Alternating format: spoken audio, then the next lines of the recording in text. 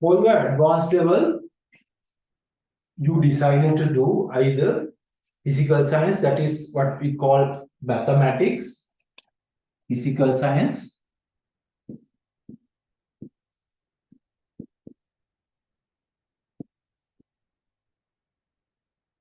the common term for that is maths, or bioscience.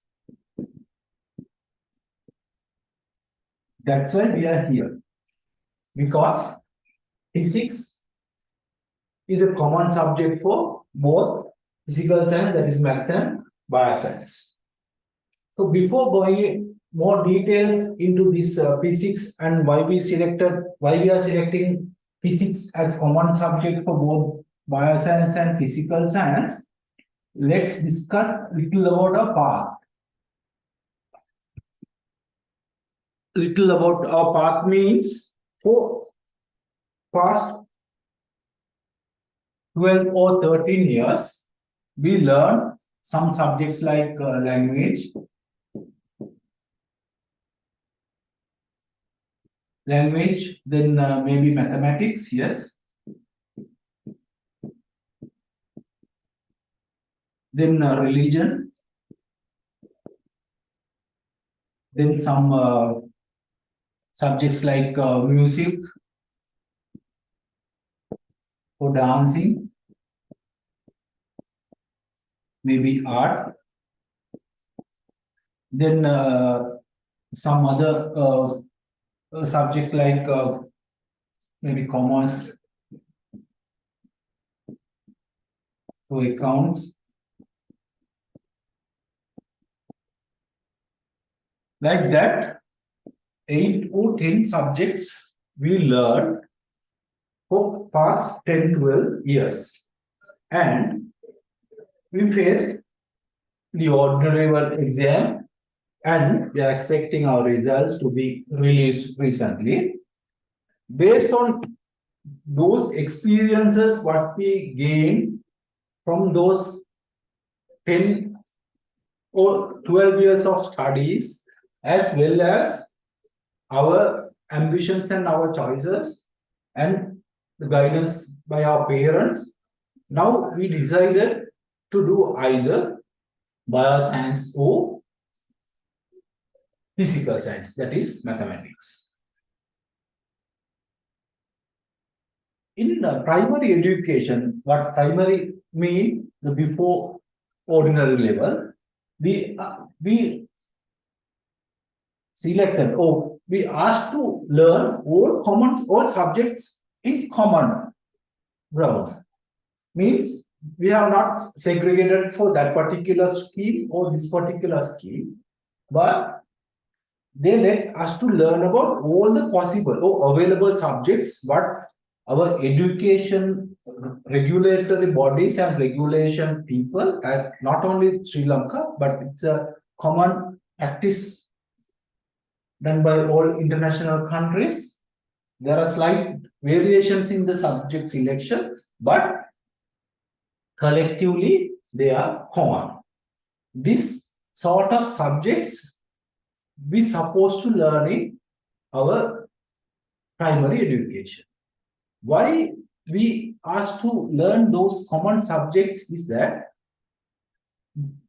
in that particular age level of the particular sector group, we not able to select or ask them to select the particular subject area to master or perform in other ages or the next ages of your life. That's why we asked to go through all the possible common background, and then now we came to another turning point after our O levels to select what rest of my life I'm going to do. It can be either higher studies in like subjects like arts,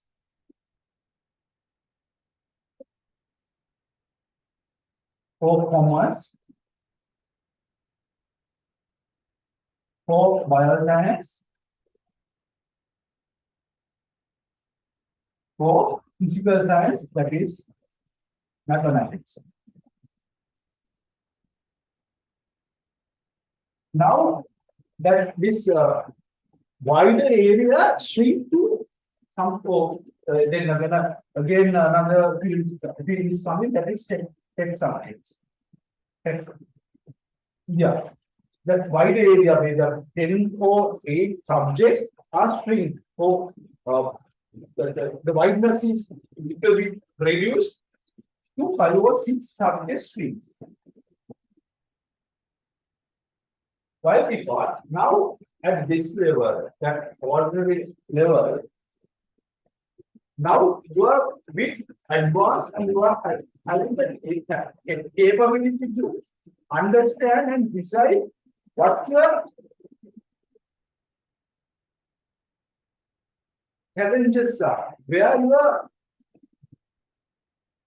excellent are, and where what are your ambitions and what path you can see. Now you are added to some extent to decide, okay, I am good in this particular area, so that I can go in this particular stream and master that subjects as well as my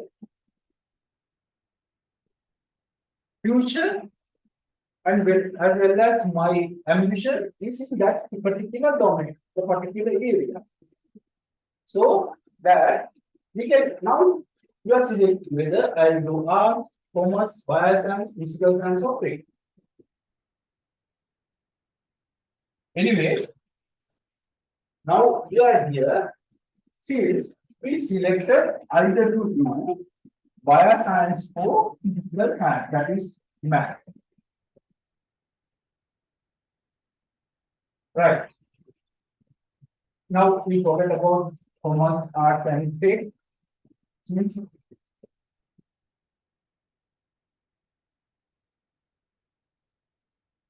those subjects are not going in some areas of physical science and bioscience, because bioscience having 3 subjects, and the physical science having 3 subjects, and both the subjects sharing physics and chemistry. Either bioscience or mathematics is because these 2 subjects finished. And another stream they introduced to mathematics, maybe bioscience also, I don't know, you cannot. That you can select ICT when you are going with physical science stream, but the ICT, your range is limited. Limited in the sense you cannot enter to all the engineering faculties or all the faculties by government universities as well as some of the private universities, since you are not going to study chemistry and you are going to select ICT. If you select ICT, then you can go, or you are having the ability to go on computer science stream. So then your selection is limited. Then when you are doing the advanced level examination, you have to mainly focus on IT studies, like computer science, let's say, IT studies, and you have to focus and you have to work by aiming to perform well in the particular sector and select one of the ICT universities or the computer science faculties in Sri Lanka. Maybe you can go for foreign studies, but you will have to spend money on that. Anyway, that is in general what will be your path of study in A levels, as well as after that we get a chance to apply, admit to one of local universities. Right.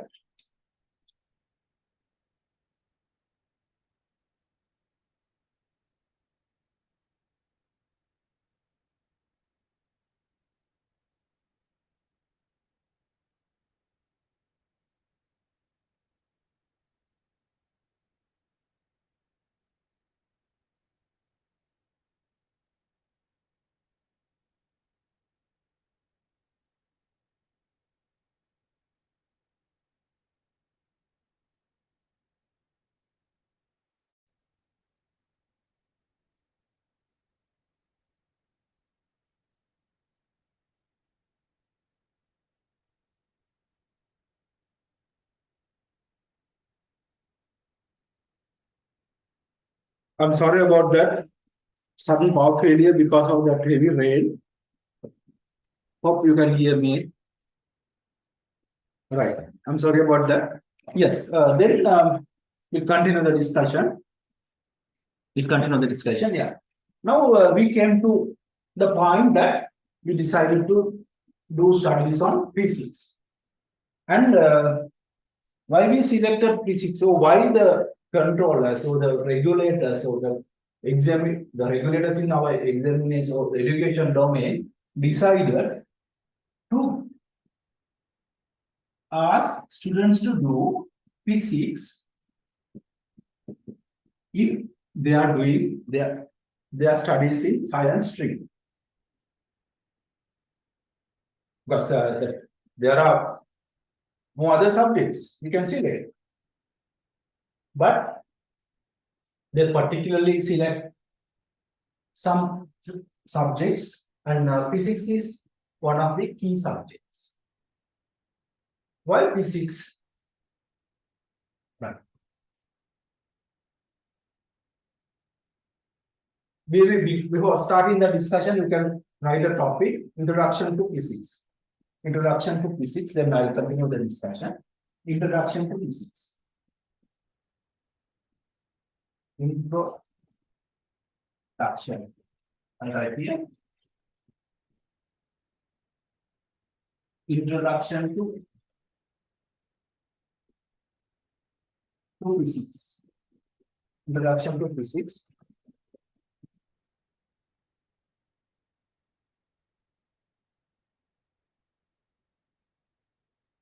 Yeah. Then I'll give brief introduction on physics. Physics is not a modern subject or a subject we invented recently. It's a subject even some 1,000–2,000 years back also people started using. For example,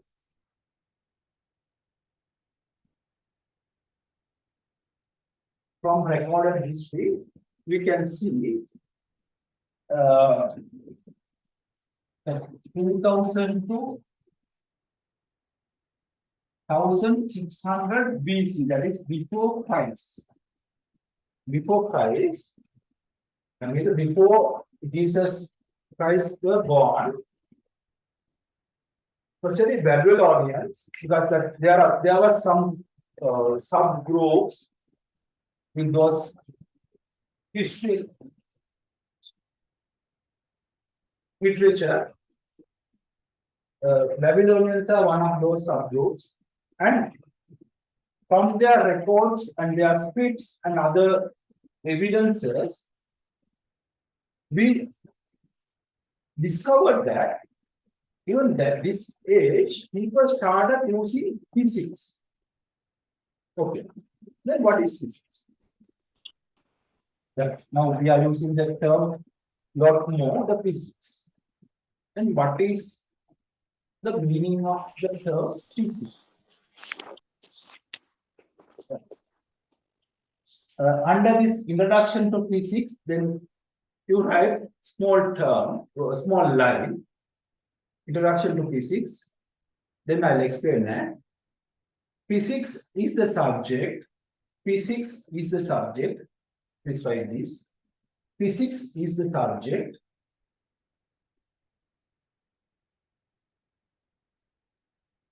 which deals with. Physics is the subject which deals with natural phenomena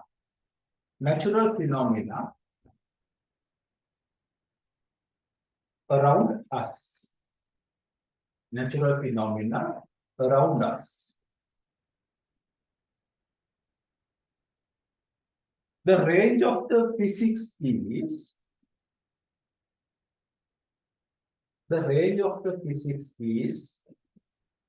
from subatomic level to, I'll explain those things, subatomic level to the universe.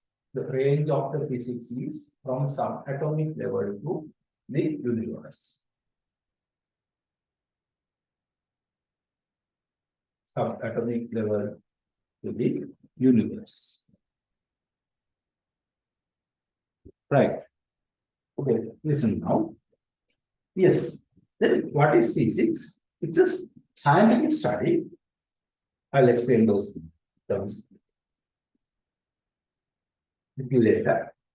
The scientific study of natural phenomena, which what happening around us. Sun is rising in the morning and going down at the afternoon, and the wind is blowing. The rain is happening. Not only that, then nowadays, because of the scientific developments, we can see around us, motor vehicles are running, aeroplanes are running, and ships are sailing. Yes. Then, but those are not natural, but they are man-made using that natural observations. And then physics is the study of those concepts or those things. And the range of physics is said from subatomic to universe. Yeah, I'll explain you what is subatom. You know, for example, this pen, it's made up of some other elements, and those elements are made of atoms. From our O-level of grade 9 or grade 6, we learned about atoms. So the basic particle for this some elements are not some, all elements are atoms. But even though we are thinking, oh, we are learning in that level, that grade 6, 7, or grade 9, 8, or 10, the basic elements are atoms. Not the atoms are the primary or the most fundamental particle of the elements.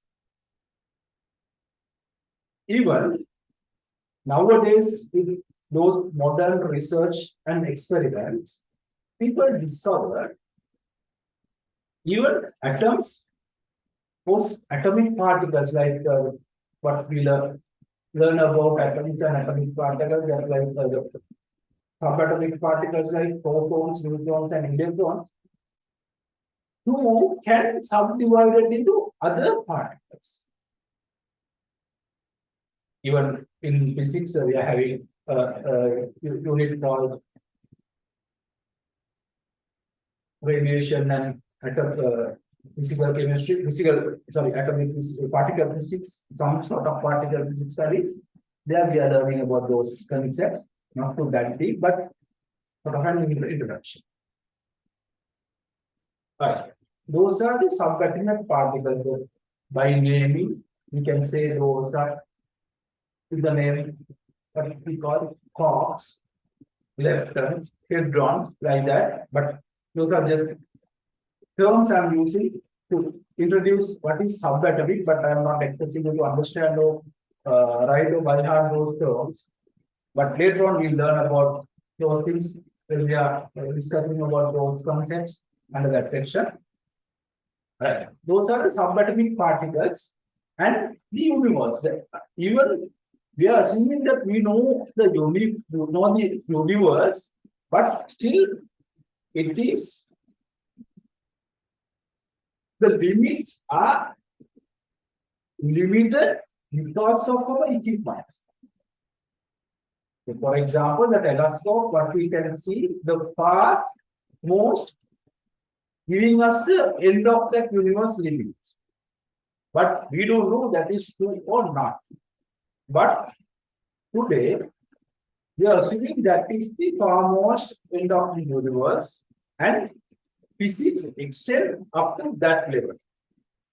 That is why I said physics is the subject which deals with the most smallest particles to the biggest possible end, that is universe. So physics goes from that smallest to the biggest, the vast area it covers. Right. So that is what we call physics and what is its range and introduction to the physics. But when we are discussing about the physics, the one term here, surely the physics is called scientific study of natural phenomena.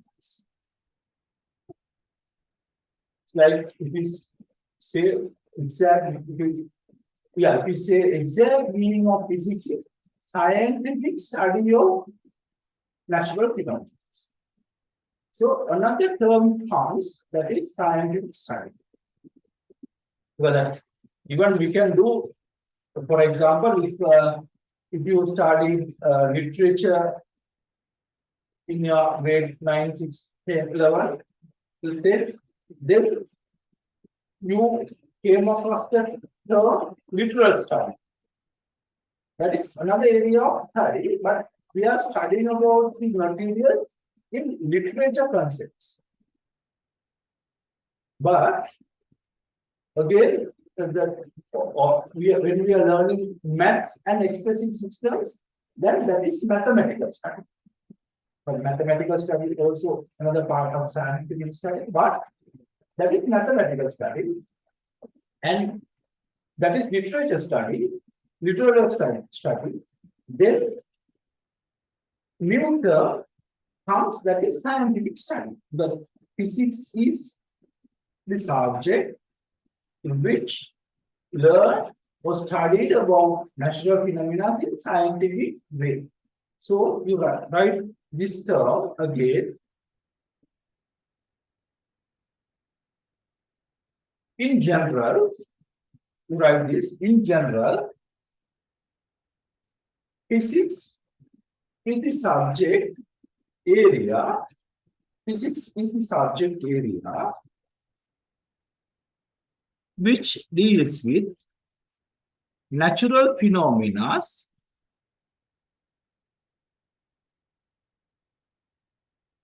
in scientific way, or in scientific methods. In scientific way or in scientific methods. Why I am giving you those definitions and those explanations, even though you might not think that okay, there's a use of these things in your examination or in your physics right ahead, but it is there. For example, when you are going into your physics lab, you are going to do a scientific experiment or scientific method of study of some concepts. And let's say you went to university and then you completed your first graduation, first degree, and you selected to be a scientist or physicist who mainly deals with experiments of new physical concepts and who mainly deals with new inventions. There, you have to deal with this scientific method. If you follow this scientific method, then you will come up with proper outcome of your approach. As scientists or as students of physics learning about science and following physics courses, we should know what is scientific method. Right. Then, after completing your briefing on the physics, then write a subtopic called scientific method. Write the subtopic scientific method.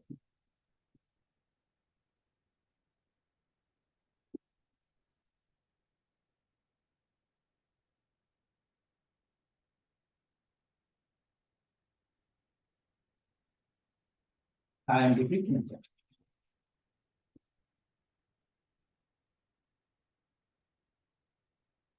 They write a small note,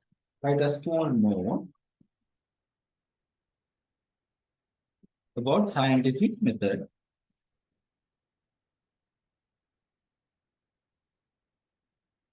Scientific method. Scientific method is the set of guidelines. Scientific method is the set of guidelines. Scientific method is the set of guidelines followed by physicists.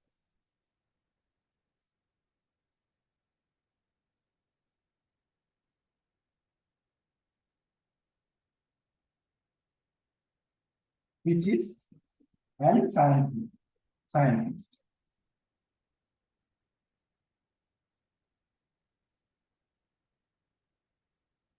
Physicists and scientists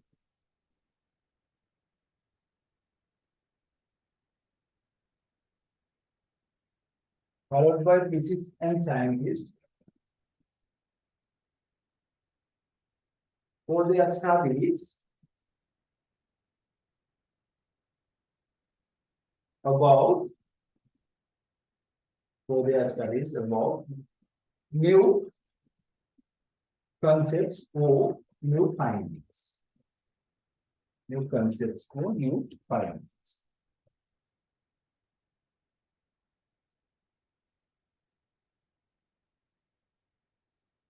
For example,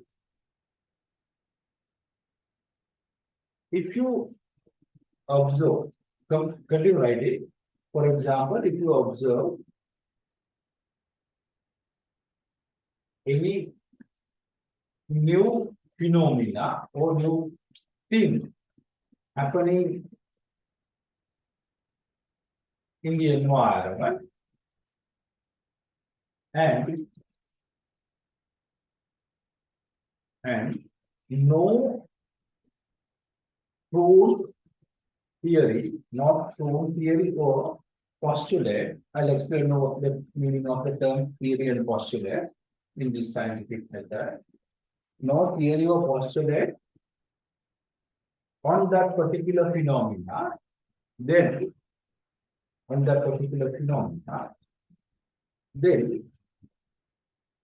you can decide to study and generate a theory or a postulate about this new incident. You can start studying about this phenomena and generate postulate or a theory on this new phenomena.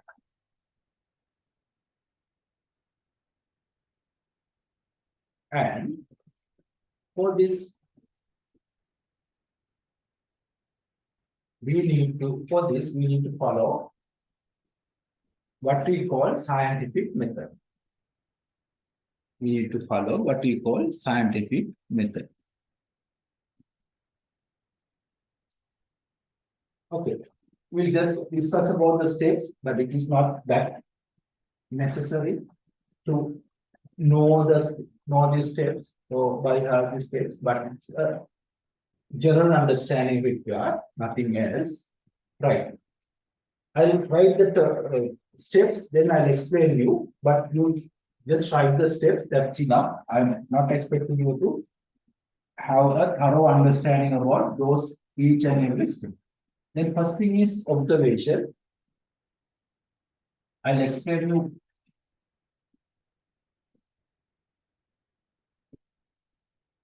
each and every term, what it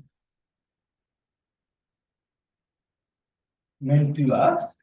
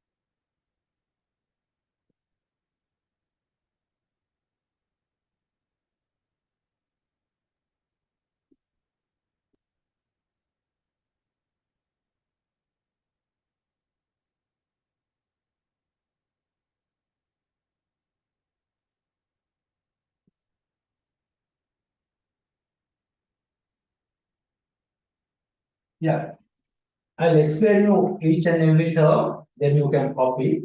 Yes. So in general, this is our scientific method. In general, this is our scientific method.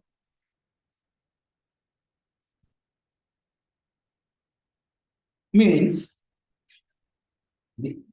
these are the methods followed by all our scientists or all the researchers who are doing scientific studies. Even you, as physics students, formulating experiments and collecting some data and coming to conclusions, and you are following these scientific methods in your lab studies, because around 40 lab experiments you're supposed to do under your physics course of study.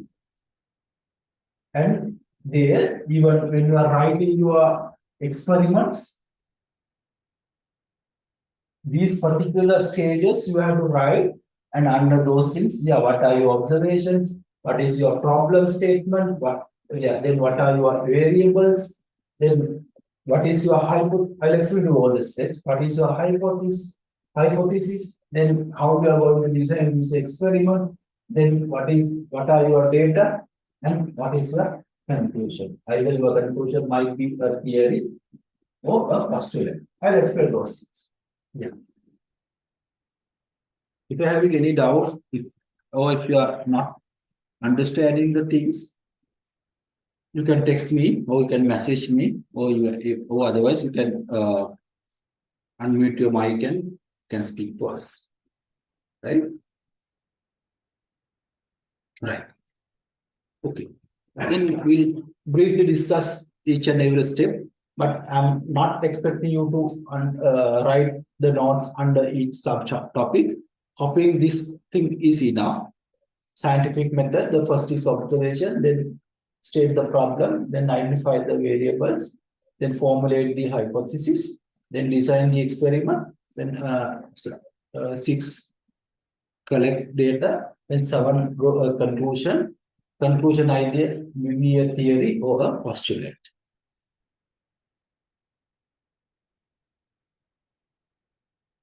Yeah. I'll give you 5 minutes to copy this thing. Then I'll start explaining the concepts, or explain each and every statement given here.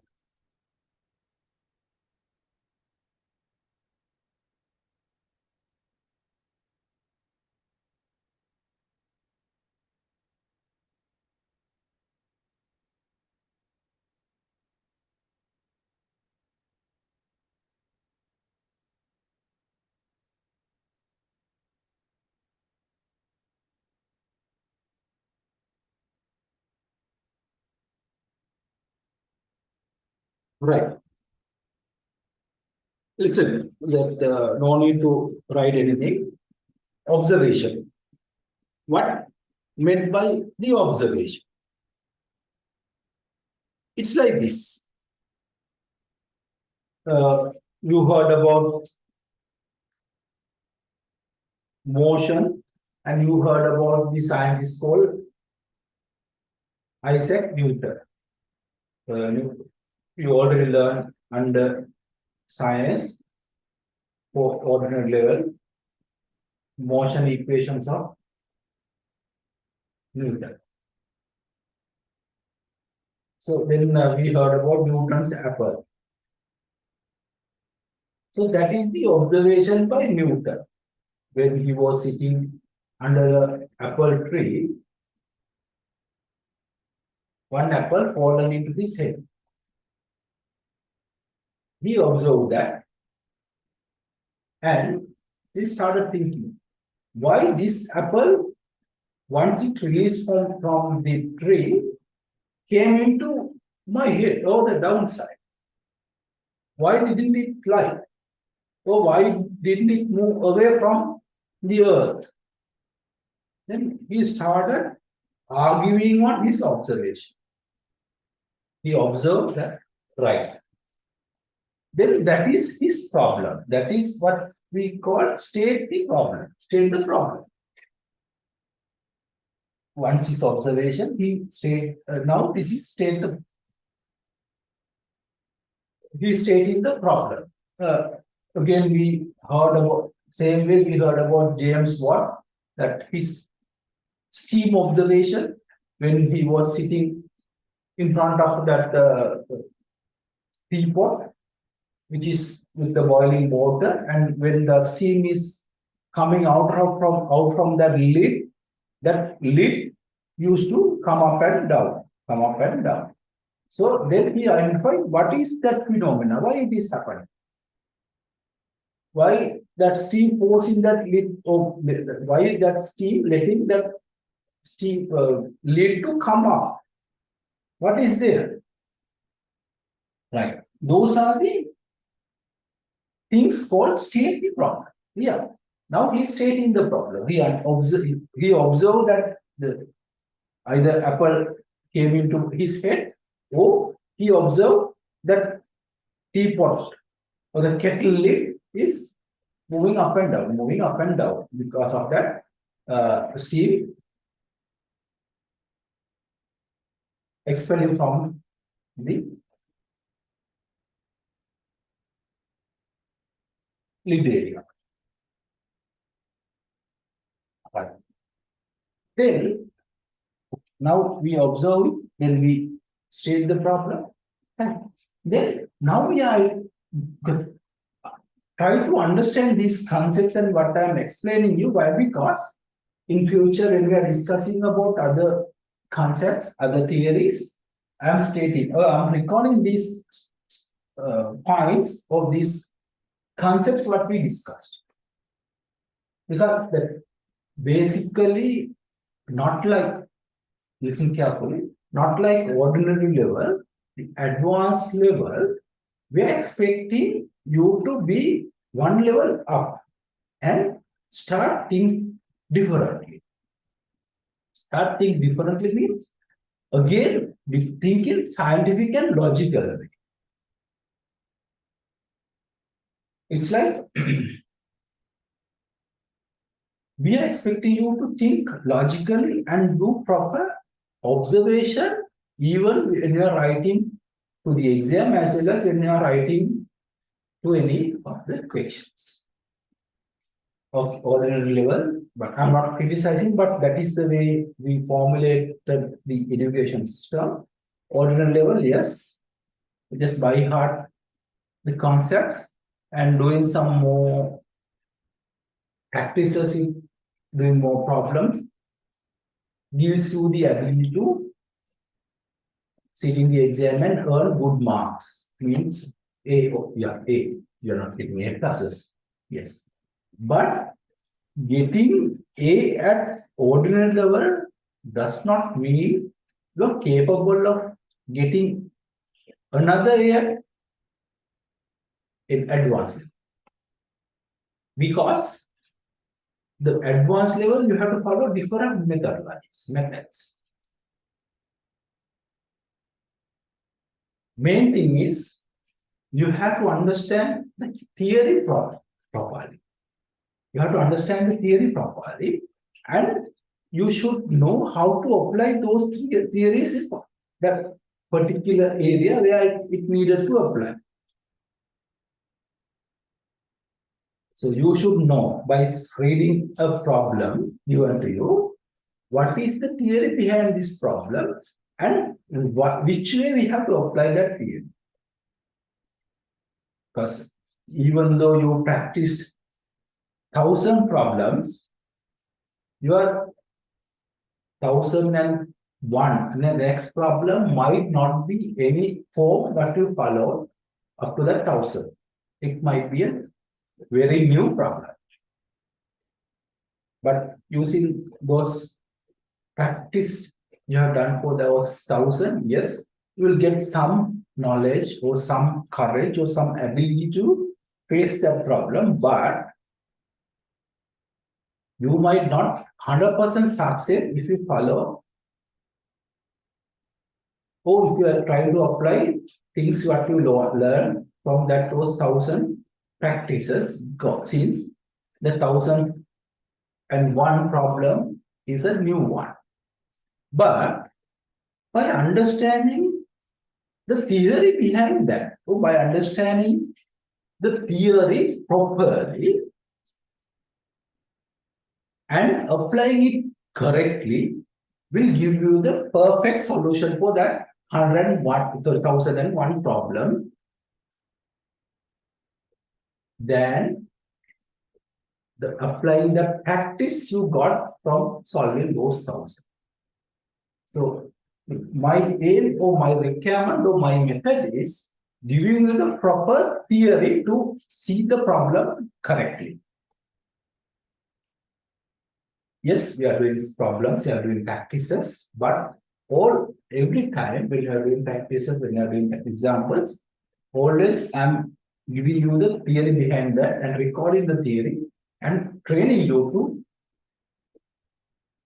analyze the problem based on theories. It's very easy. That's why I wanted to, even maybe in some other areas, you are not seeing these sort of things explained to you. But we have to get trained and we have to learn the way we can see or we can tackle or we can understand or we can solve any sort of problem which comes under our domain or our area of study. That is, whatever coming in our examination problems, we should be able to understand it, solve it, analyze it, and reply it properly. For example, even in my personal experience, I have seen some of the students, they are not doing more practice problems. There are a few, but there are special cases, but I'm discussing those students are very special cases. They are not following or the general method what we are following. That means they are not doing more problems, but they are very good in understanding the theory better than us. So maybe they'll do one or two problems, but in my life, I have that personal experience with few people. They earn full marks in their examinations by knowing the theory proper way. That is another concept. That is the what we should do follow. But different people ability and the cognitive ability, the brain, what I mean, brain and brain power is different.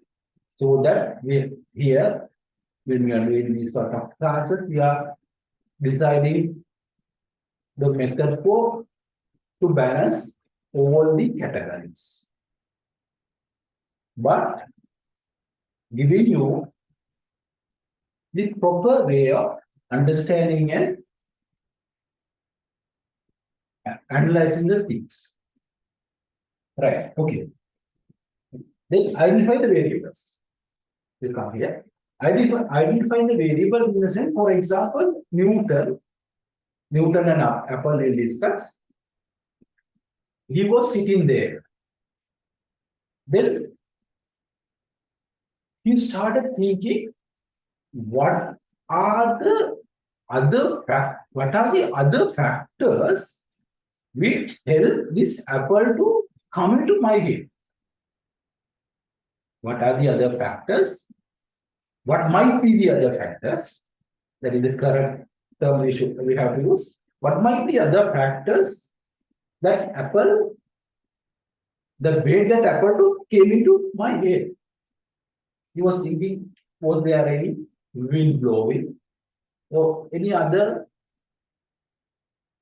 natural phenomena were happening? And he limited that variables to some extent. For example, he was thinking, okay, the weight of this apple might be another parameter, variable which made that apple to come into my head. If apple was a feather, or which is can flow in wind, it might go into some other direction instead of coming into Newton's head, so that its weight might be another variable. And later on, he discovered some other variables as well. Same way. The new James Watt's observation, right? The temperature is one other variable which made that water to boil. And then the volume or the content or the amount of steam tucked in that kettle. Those are parameter variables which made that lid to blow up. So in our day-to-day life also, when you are going into your physics laboratory, yes, you have to understand based on your problem statement or the experiment you are supposed to do, you have to identify what are the variables which govern this or which control this setup or which controls this happening. So that is what known as identify the variables, because all the possible variables around us might not affect to this particular observation. They are limited. But another 1 or 2 units time we'll get this sort of analysis. Then I'll explain you this concept furthermore there. All right, that is what we call identify the variables. Right. Then formulate the hypothesis. What that means is, right, now you know you came across and you collected, you shrink or you limited your area of study to the particular set of variables, and now you need to understand or you need to decide or you need to formulate or you have to do some set of rules how these particular variables connect to each other to give this incident what I observe.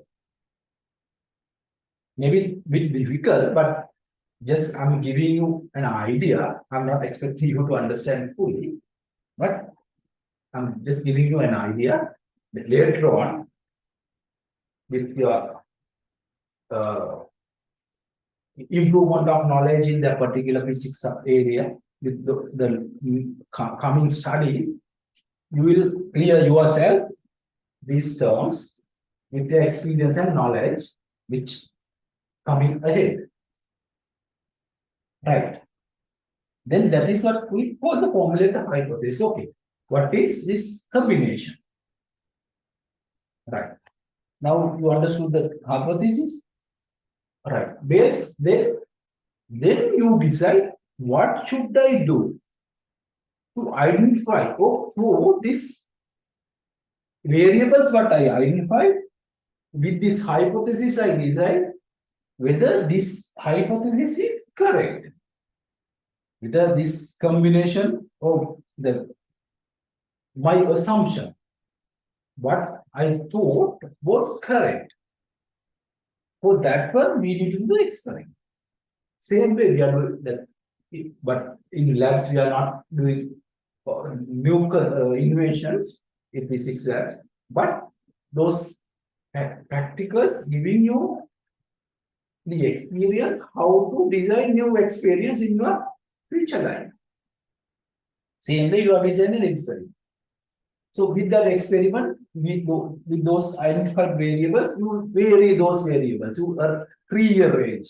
Vary means rearrange. You change the value or change the direction of those variables. So the method of application of that variable.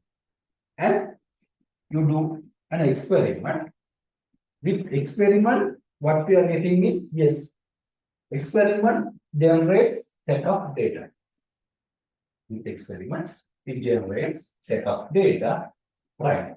Then after the experiment, okay, you collect those data. Data in the, then you do the analysis of that data. Then you can prove with those data whether my hypothesis is correct, whether those variables are whether those variables what identified are correct, or are there any more variables to be collected? Like that, you will get and set of observe. You get set of ideas from the collected data. That is what with those data, then you do that analysis. That is your conclusion. And with that conclusion, in that conclusion, either with that in that conclusion, you can do either a theory. Theory in the sense, okay, for example, Newton, in Newton's experiment, yeah, he concluded with this sort of relationship. F equals ma, a sort of relationship called F equals ma. So that is his theory. And his theory is a equation. Is an equation which which defines the relationship with identified parameters. But some experiments not giving you full set of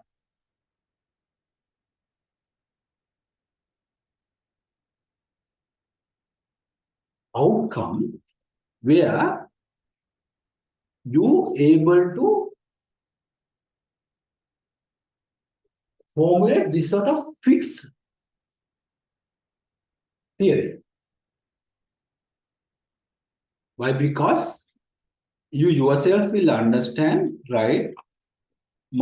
This thing is not that proper. In that sort of cases, what we'll do is we'll do a postulate. Postulate in the sense that is a sort of scientific idea. Scientific idea, but it is not proved, but with those observations, it came into your mind, right? This might be possible. For example, even we heard about this scientist called Albert Einstein, and his very popular concept called theory of relativity.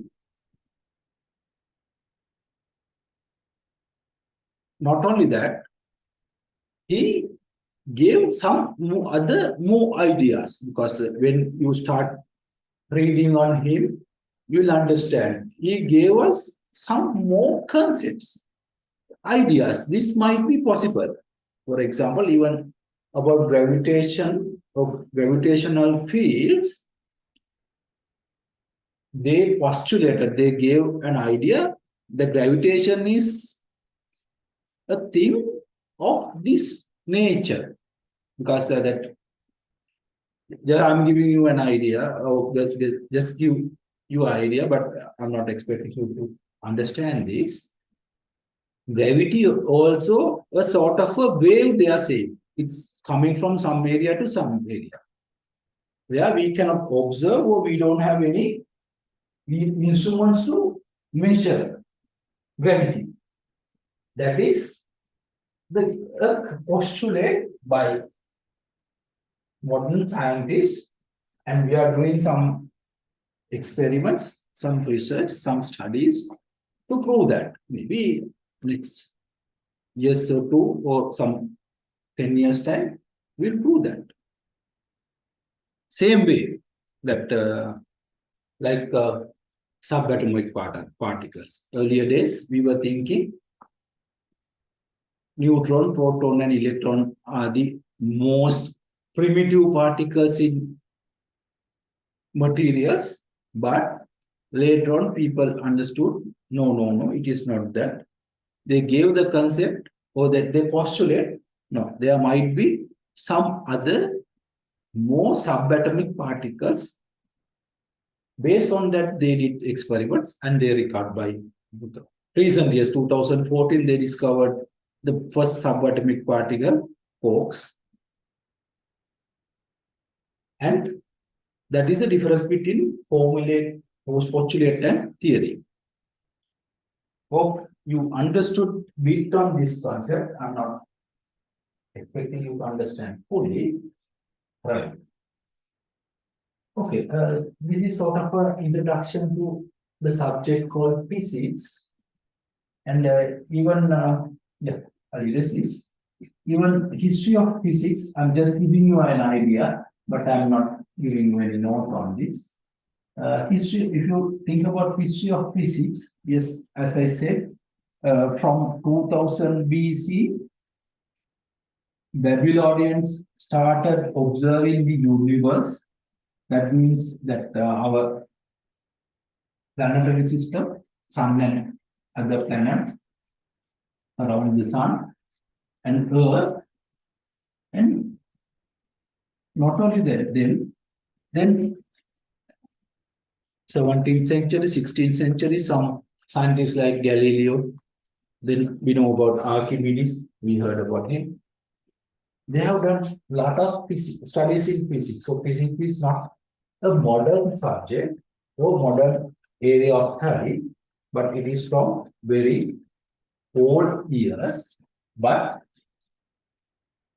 because of development of communication and other technological aspects, as well as development of the materials and instruments, that also because of the physics, now we are seeing more new concepts and experiments and more new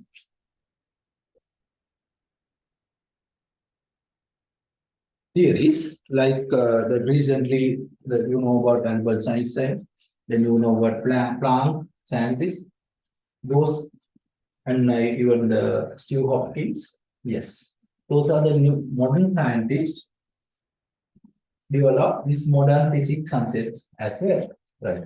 So that physics is not an area which is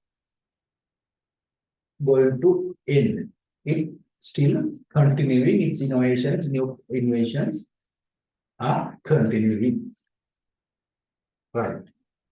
So I guess that is enough for introduction of the physics. And now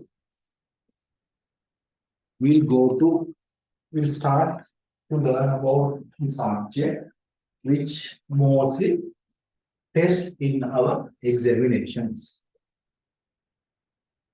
If you have any doubt, anything to be clarified, or anything not understood, not understood so far, you can text me or message me, or you can unmute and talk to me.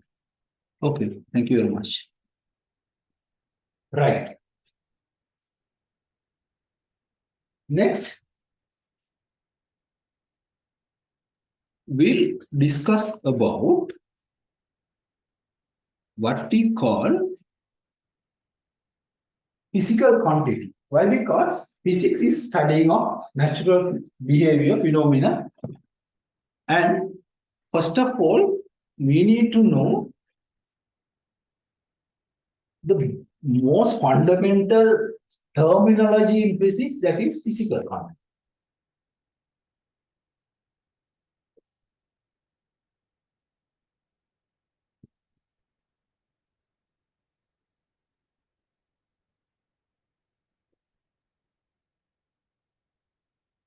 Why? Because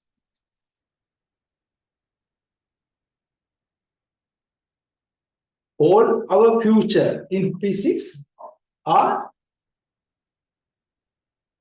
what we are going to deal with physical quantities. So from today onwards, yes, physical quantities are the one controlling our life of physics. Right. Then we'll try to understand what is the meaning of physical quantity. Yes. So with quantity, yes, you'll understand, yeah, there's something, some amount like that, because it contains the term quantity and physical. Yes. Even though we are not thinking that scientific manner, the physical term also not unfamiliar, not an unfamiliar term to us, right? Even that, okay, first term is the physical science, or the physical science. About the physical science is called the term what we used to explain this maths subject stream. And even that maybe our ordinary level, we had a subject called physical science or something, or physical activities or something, like we go to the ground and we do some exercises, we do some athletics. Yeah. And there also we use that term physical. Right. Okay. Now we'll discuss about the combined meaning of this physical quantity, which is relevant to the subject area of physics. Right. In general, physics, in physics, the physical quantity is a parameter of any object. Then there are also the physical object, that the object which exists, or which we can see, with that our senses which we can feel. That is why the physical. That the particular parameter of a particular physical object which we can measure. We can measure using available resources, or we can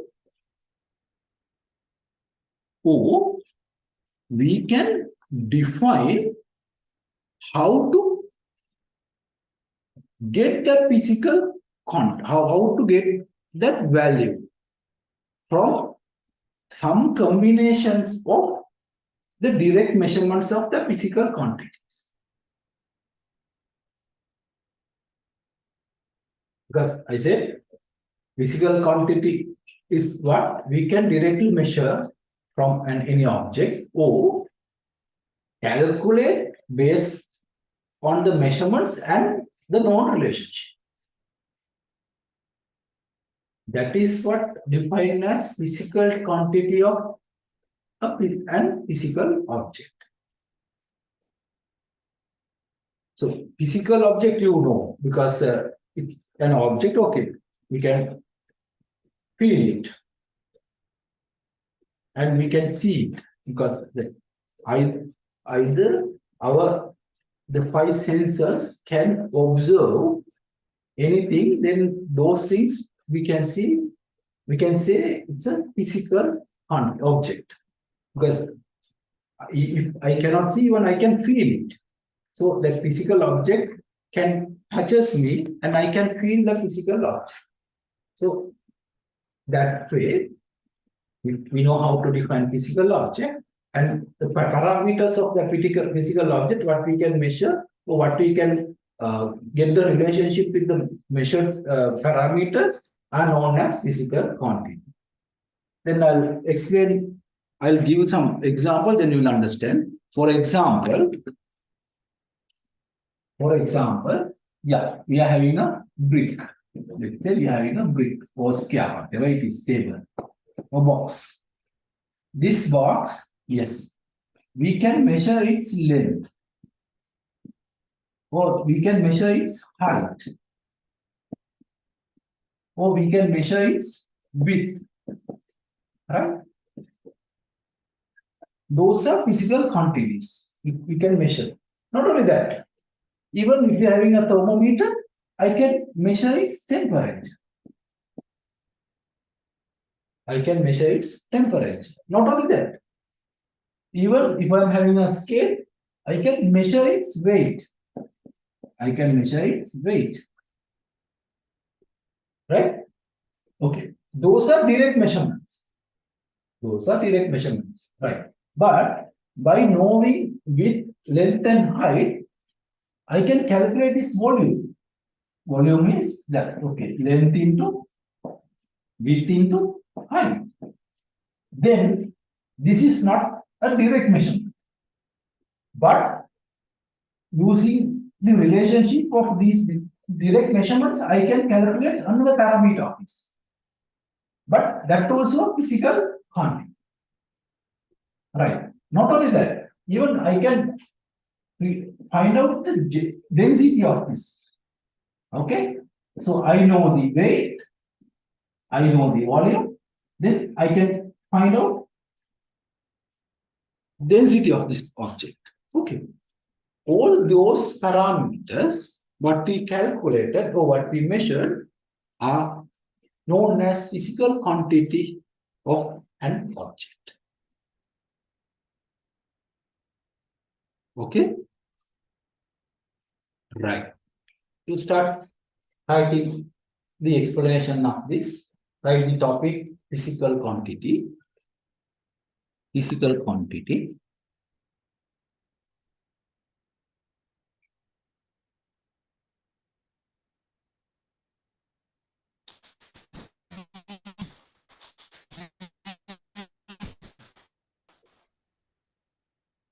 Physical quantity.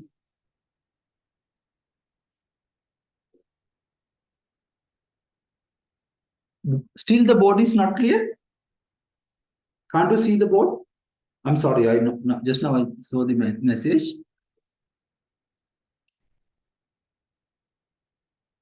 Can't you read the board properly, or is it clear now?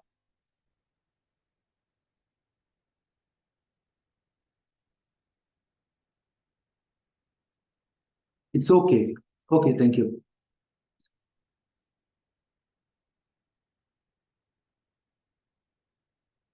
Right, physical quantity. Okay, then you start writing.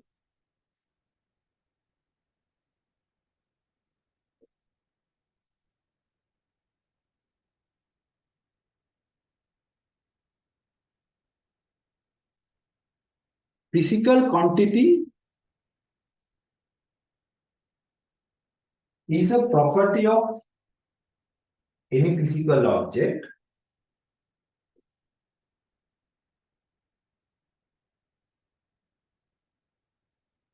Physical quantity is a property of any object. Any object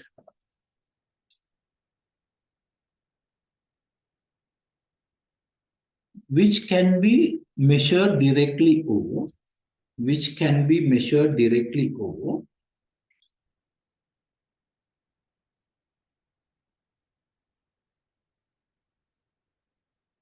which can be measured directly over, can state how to calculate using measured parameters. Physical quantity of an object is a property which can be measured directly over, can state how to calculate with measured parameters. For example, length, width, and height and temperature. Length, width, height, and temperature of an object can be directly measured. Can be directly measured. Can you please copy this? Then I'll explain the other two terms. Can you please copy this?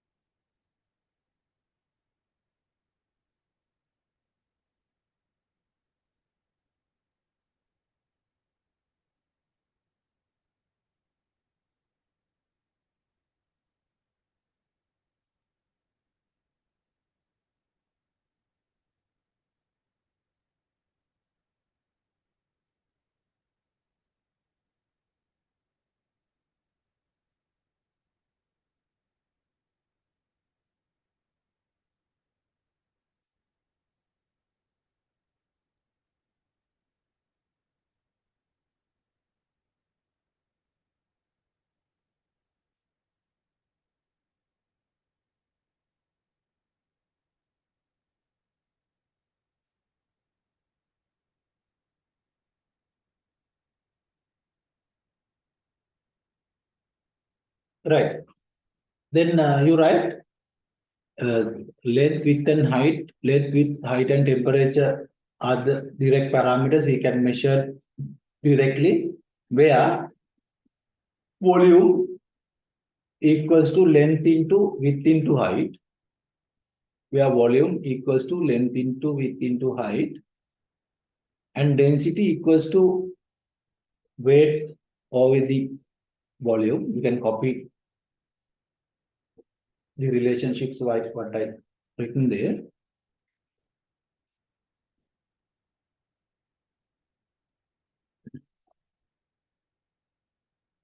Are the parameters are the parameters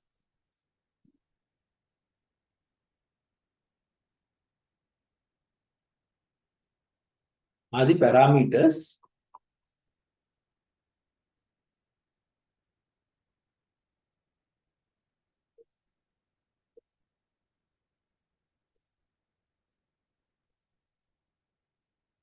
which can be calculated with given relationships, but those two are physical quantities. Those two T double O, those two are physical quantities.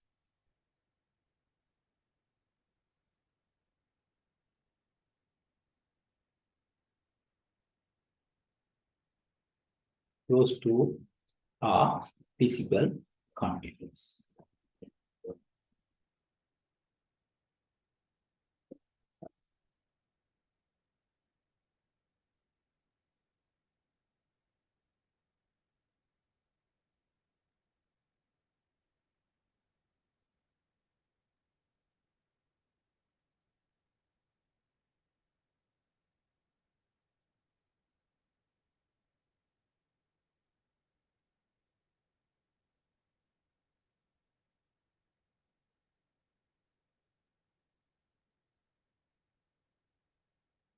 Those two are physical quantities.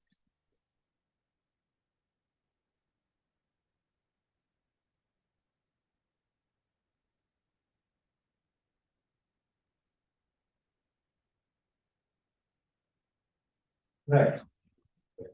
Now we got an idea about physical quantity of an object. Right. And then few terms came, that is measurements of width, measurement of length, measurement of height, and measurement of temperature, the density, volume. Those are new terms. Maybe we already came across with all our studies. Then now we have to think about another concept. The concept is how we are going to measure those things. How we are going to measure those physical quantities. And it's like this. You know, length of this, for example, let's say length of this is 5 meters. Okay, 5, some 5 units.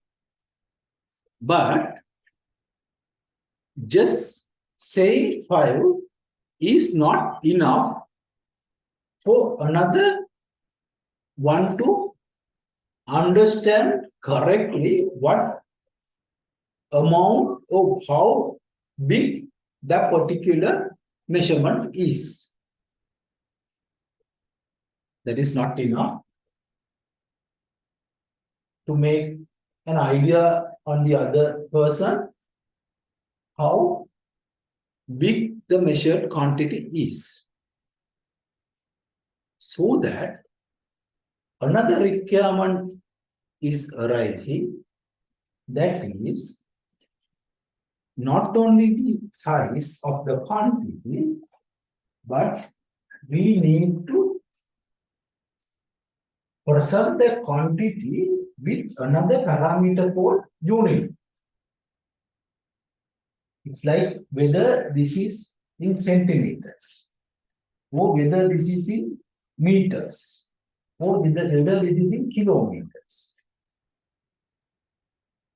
And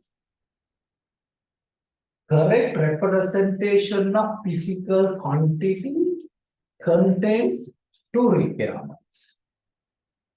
That is, size of the physical quantity as well as the unit. What measurement criteria we use to measure that? So, what particular measurement definition we use to create that quantity?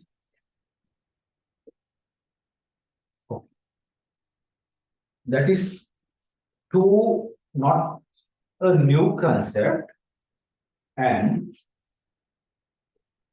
that too used by our ancestors some 5,000, 10,000 years back.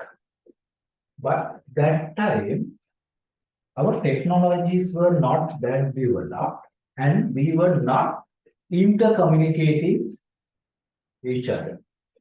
So that one particular localized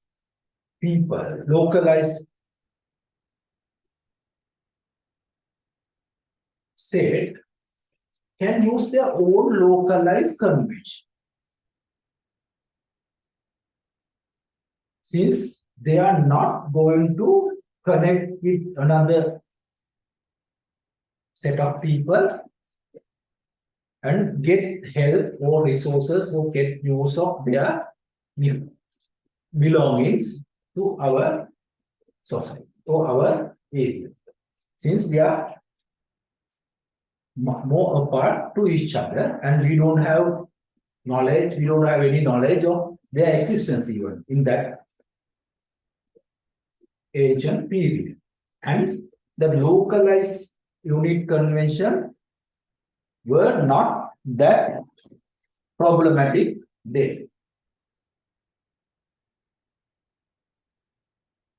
For example, even Sri Lankans, we use the hand length or elbow length or this length or maybe foot length, and that too depend on the particular person. For example, if one king is ruling, okay, his body measurements are that standard for that particular period. Or for example, yourself, you are making a house and you are giving your own measurements. Okay, 10 foot of mine or 10 elbow lengths of mine. The room size is this much. Like that, you are defining your own measurements. And the carpenters and the masons, right? Okay, measure your thing and make a piece of wood of that size. Okay, then they'll duplicate those measurements since it's localized and all the materials, all the resources, all other things are locally manufactured and maybe it's from your own garden. But now it is not like that. Now, one particular product is manufacturing in here and the other one is there, and maybe it's locally and maybe it is internationally, and we need to communicate to each other, and we are not having any facility to physically exchange the measurements, but only the verbal or text form, written form.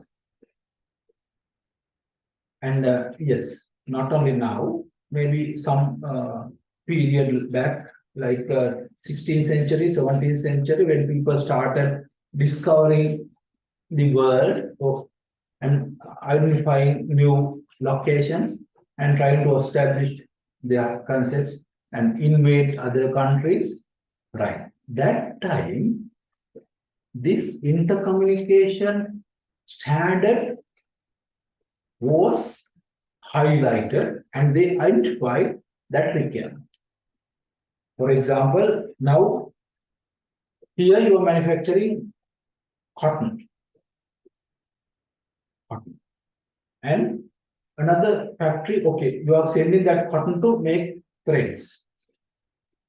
And those threads used by the another factory in another country to make the fabric.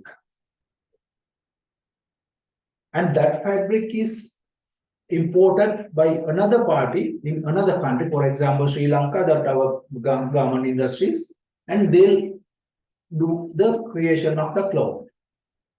Now, 1, 2, 3, 4 parties involved, and all 4 parties should have common convention of communication. Maybe language, yes, language as well. But now we are not discussing about language, but we are discussing about quantities and measurements. Right. Then, what happened is, earlier, okay, one country they are using their own measurements. Let's say they are using yards and pounds and foot. So, yeah, something like that. And my country, we are using, let's say, meter, then kilogram concept.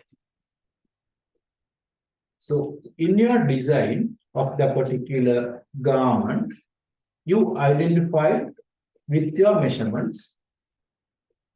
My garment required 5 meters of cloth with 1 meter width.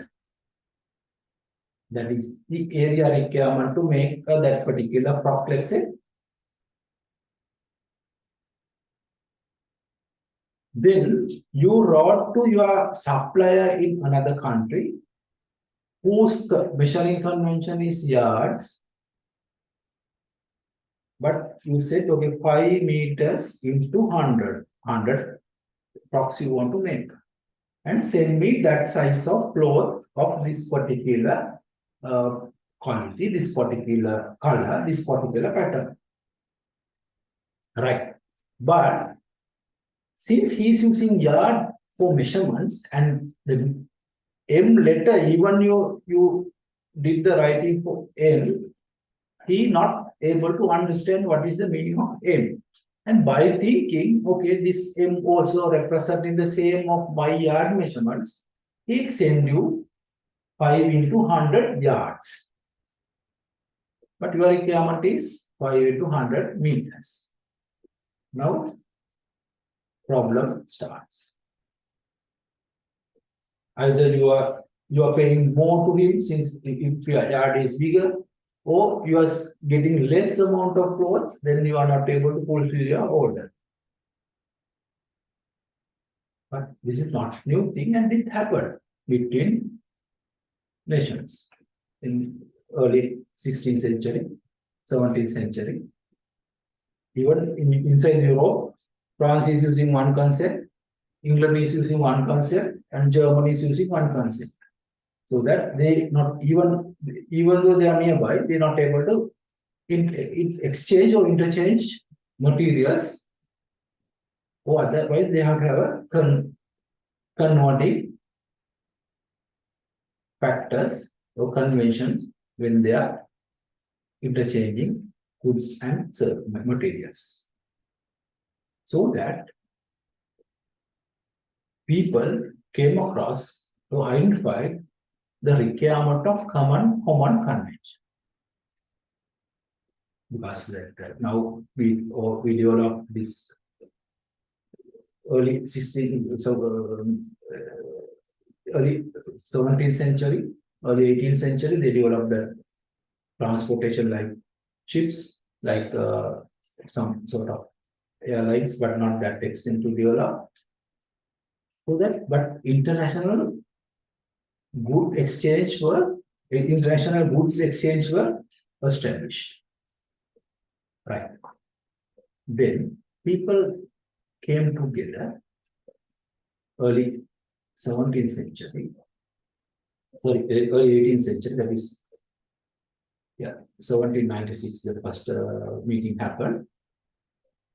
They discussed each other and decided, okay, instead of our own conventions, let's go for one common convention among us.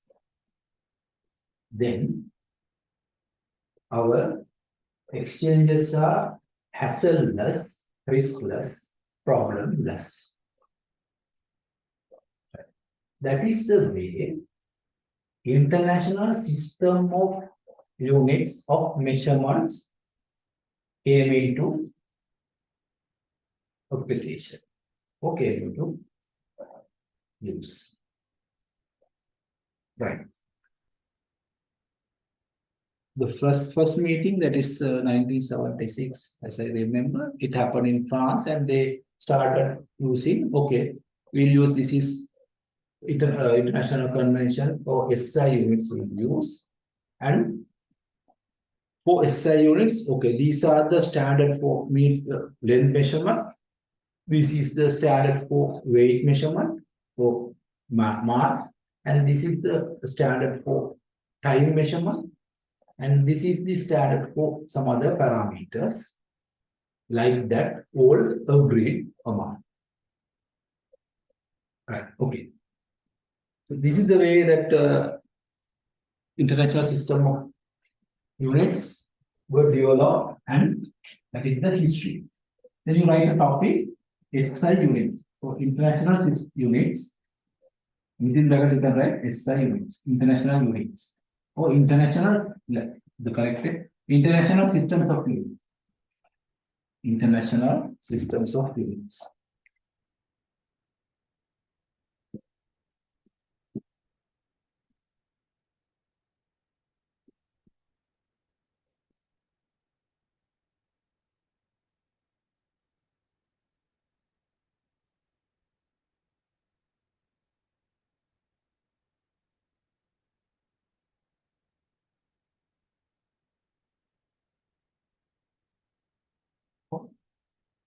SI units.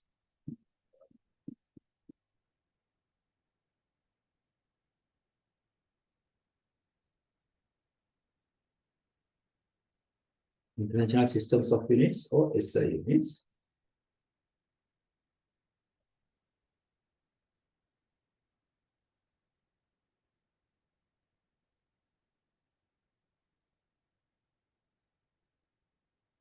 Right.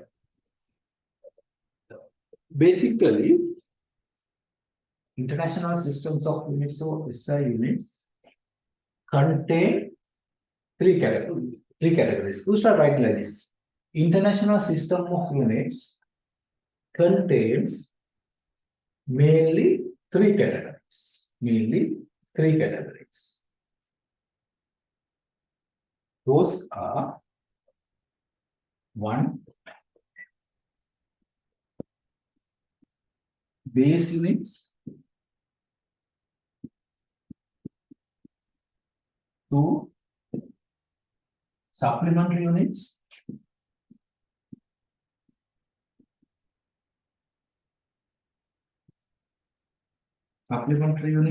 I'll explain them. No worries. Then three is derived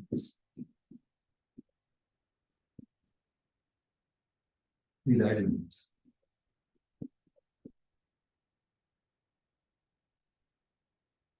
International systems of units contains three categories, that is base units, supplementary units, and derived units.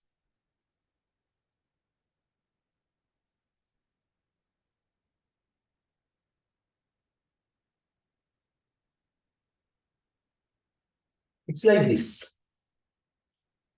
Base unit means they are the fundamentals. They are the fundamentals in the sense they are not depend on anything else, and they are having their own definitions, and they are not depending on any other thing.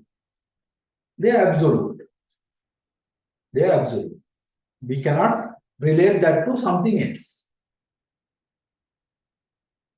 Basically, base units contains 7 types of units. Those are basic, fundamental, or absolute units. We cannot relate that to anything else. So we need those 7 base units to define our physical quantities. Without those base units, those 7 base units, we not able to correctly define our physical quantities, because that we learned that to define or correctly represent a physical quantity, it should contain the value or the size as well as the unit.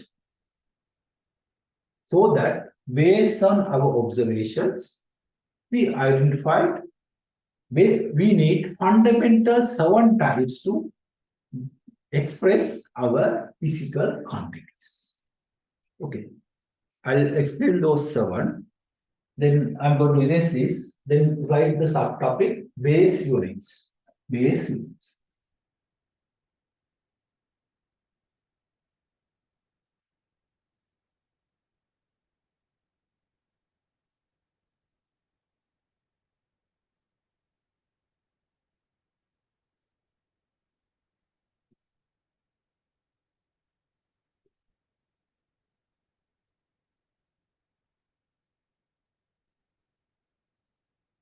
Base units.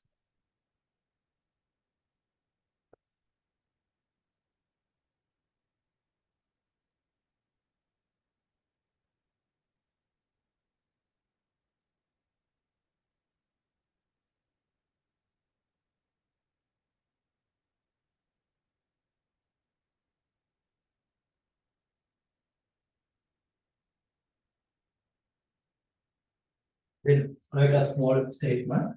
There are 7 base units defined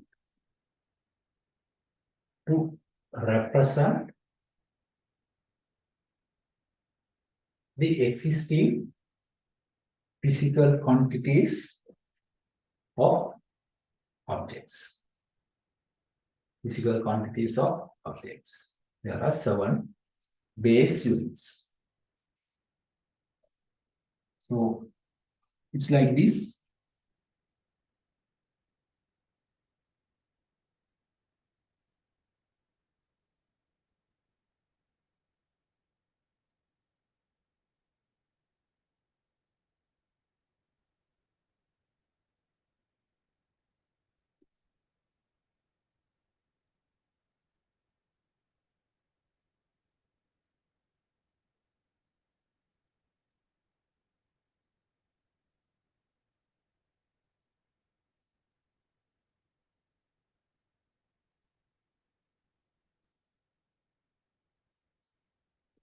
I'll explain them.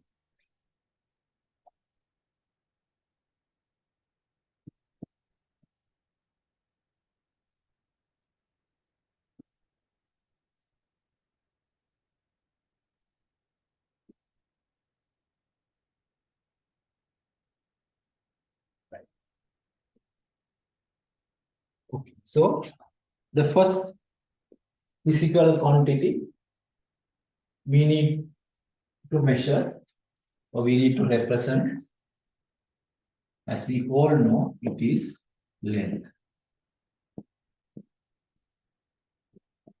The physical quantity is length. And international base unit for length is, the name is meter. M-E-T-E-R. And its symbol is simple M.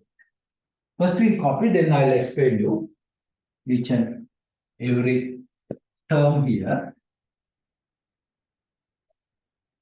Then the mass,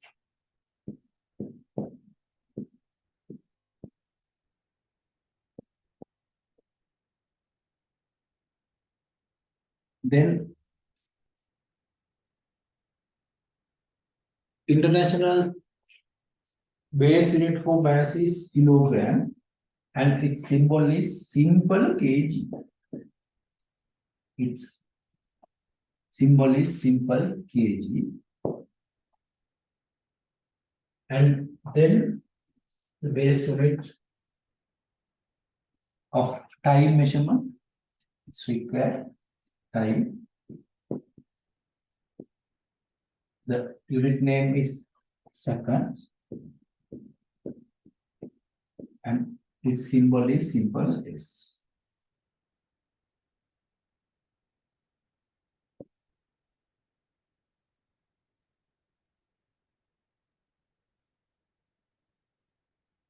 Then, as we discussed in the example discussion as well, the temperature.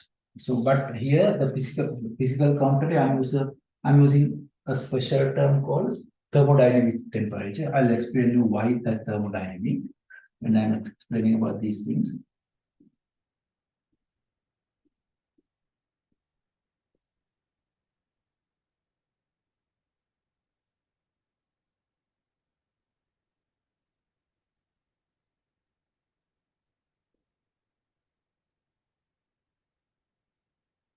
Thermodynamic temperature, TERMODYNAMIC, thermodynamic temperature, TEMPERATURE. The unit name is Kelvin, KELVIN. Unit name is Kelvin, and there the unit symbol is capital K, not simple. Here is capital K. You copy those three parameters, then I'll write other three, these four, then I'll write the other three top of this. Why? Because you're not able to see the underneath.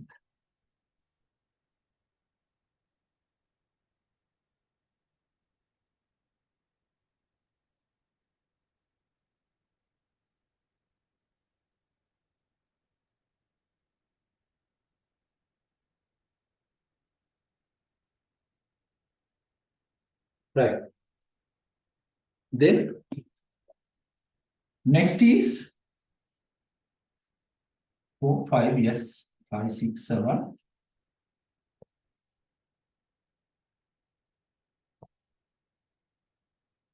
Temperature. Then right. Another term coming is that I'll explain you this what you call is substance amount. I'll explain you what is that substance amount. AMOUNT.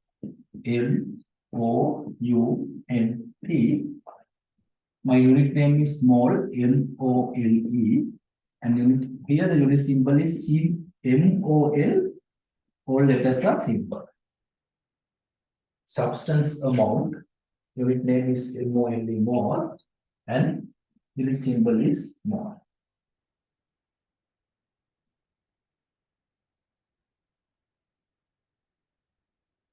Then the sixth one is electric current.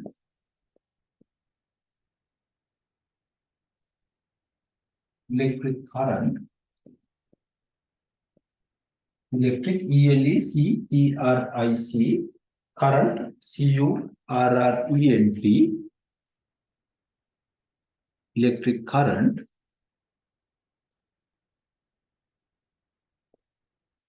And here unit is ampere, AMPERE. AMPERE. But here the unit symbol is capital A. Here unit symbol is capital A, not simple. Those are important.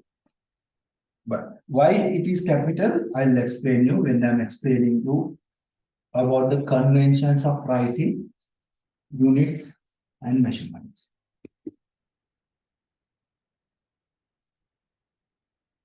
The seventh one, it is called luminosity. Luminosity.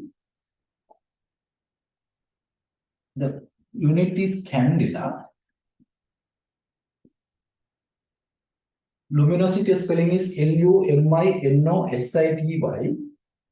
and unit name is candela, CANDELA, and here the symbol is simple CD.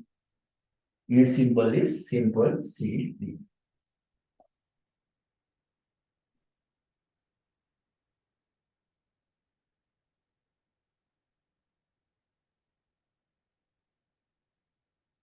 Right.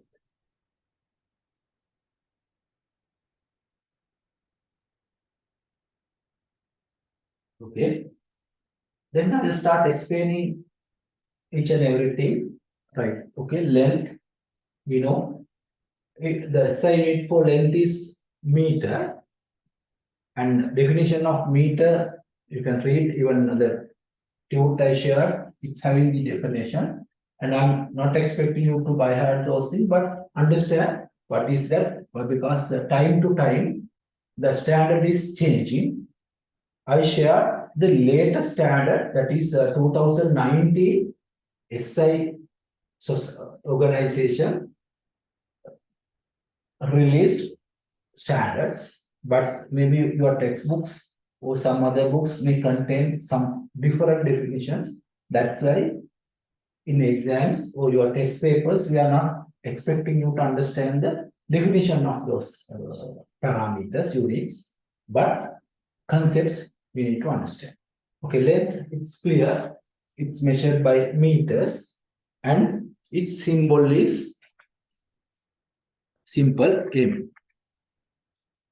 Then mass O. Normally, we are thinking that mass and weight is common, but it is not. Like physics students, we should need to understand the difference. Anyway, we will. So mass in the sense, yeah, how much, what is the amount of material it's having? What is the amount of material it's having? Okay, out. Mass is in physics, we are defining mass in very proper terms. Later on, we'll understand exact meaning of mass. But here, okay, what is the feeling I'm getting by holding this? This is what called mass.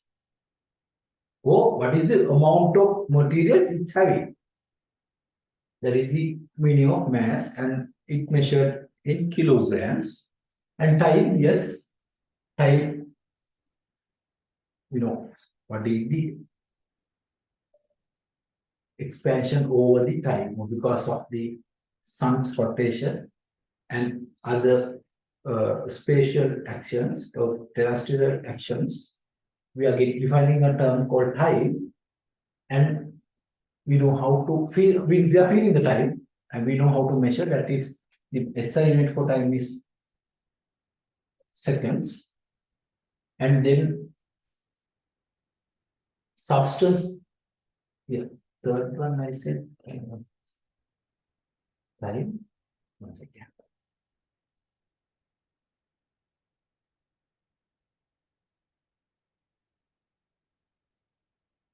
Yeah. Yeah. Then next one I said is thermodynamic temperature. Yes. So what is the temperature and why the special term thermodynamic? Right. We are having different units for temperature measurements. As you know, we are using Celsius day-to-day life, and we are using Fahrenheit day-to-day life. But Kelvin term bit new to us, as well as bit not that much familiar to us. Anyway, but our physics subjects and also in your chemistry, you will learn those things.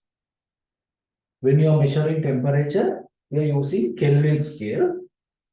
That is why when the temperature is measured in Kelvin, at that time we are using special term to express that temperature, that is thermodynamic temperature.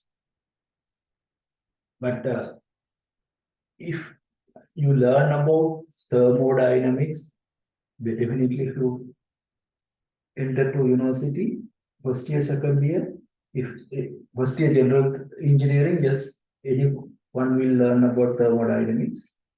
And earlier, even advanced level syllabus it had, but now they are not having that deep explanation about thermodynamics. But your university first year, And if you do mechanical engineering or chemical engineering or process engineering, you will learn more deeper into thermodynamics. For example, your car engine, aeroplane engine, then the boilers, or that is that okay. For example, our Norachode electric generation, how it is happening, those concepts are basically from thermodynamics. With thermodynamic concepts, we can explain those things. And they develop with thermodynamics. That is the area called thermodynamics. I'm not expecting you to understand, but I'm just explaining you the term, why thermodynamics. The thermodynamics, dynamics of thermo, then is thermal dynamics. I mean, how the thermal energy is transferring or moving here and there. That is what called thermodynamics. Why? Because that heat is, the temperature is a result of a thermic energy transfer. It's from one body, one place to the other. The thermal energy transfer, because of the thermal energy transfer, that difference, so that we are feeling the temperature. That is why thermodynamics. Dynamics, it's moving. Dynamics means something is moving. Right. So that when we are measuring the temperature with Kelvin, we are using that temperature or the special term, the thermodynamics temperature, and the unit for that measurement is Kelvin, but the unit name I written specially with all simple terms. If you copy it correctly, the all letters are simple term under unit name. But unit symbol, the Kelvin is K, capital K. Because the Kelvin represents the name of one of the scientists who contributed to some new inventions.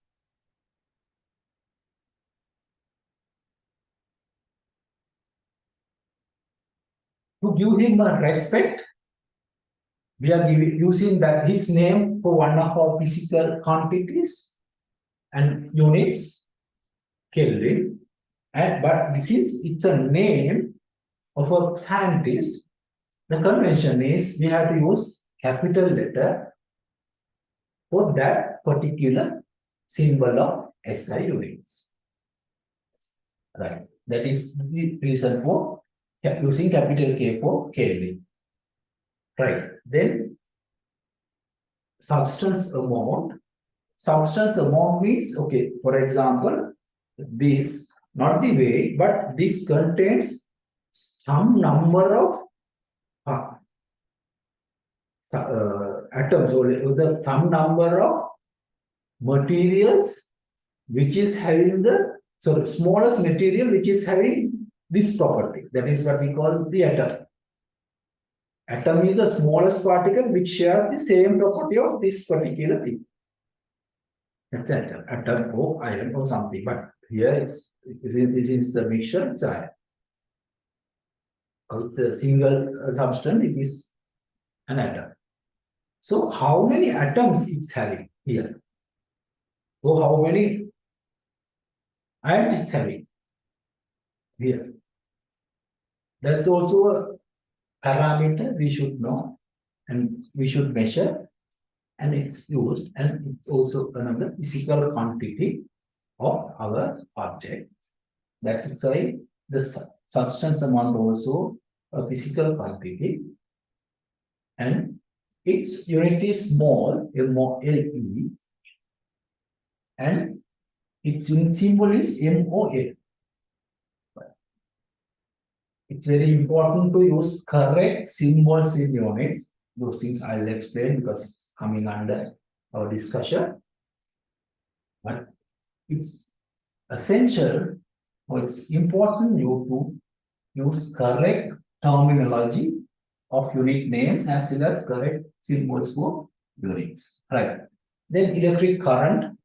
Maybe you know the meaning, maybe you not, but under your O-level syllabus, you already learned on electric currents that we lit some bulbs and we studied about current flow and we studied about some mode actions. So electric current is not that new to you, right? And that electric current is amount of electrons flow across the conductive wire is the current. And anyway, I'll give you the proper exact definitions are given under that tube. You can read and find out if you need to know further. And yeah, the unit name is ampere. Unit name is ampere. And Ampere also another scientist who courtesy him for his courtesy, we are using this term A, and to respect him. Since it's a scientist name, again we are using capital A for unit of electric current. Right. Then this might be a new thing, the luminosity. Luminosity. The luminosity is what describes us about what we can see the light, about the amount of light, or how, what is the change light done to this particular area, the particular space or the particular object. For example, okay, you can see this as blue and you can see some sort of a glare or some sort of a image or you have sort of a feeling by seeing this. So that feeling you cannot express or you cannot measure with other units we explained so far, the 6 units we explained so far. So that we need to define another new term for this sort of explanation, so this sort of communication of what you feel by seeing something. That is why luminosity. And luminosity measured with candela, but rarely you will get this term used in physics A-level area of studies. But if you do advanced physics and if you study about lights, yes, then we will discuss about this candela, luminosity and the terms. But hardly we'll find this used in our advanced level physics. Okay. So that is the explanation of base units and their application and their conventions. Right. Then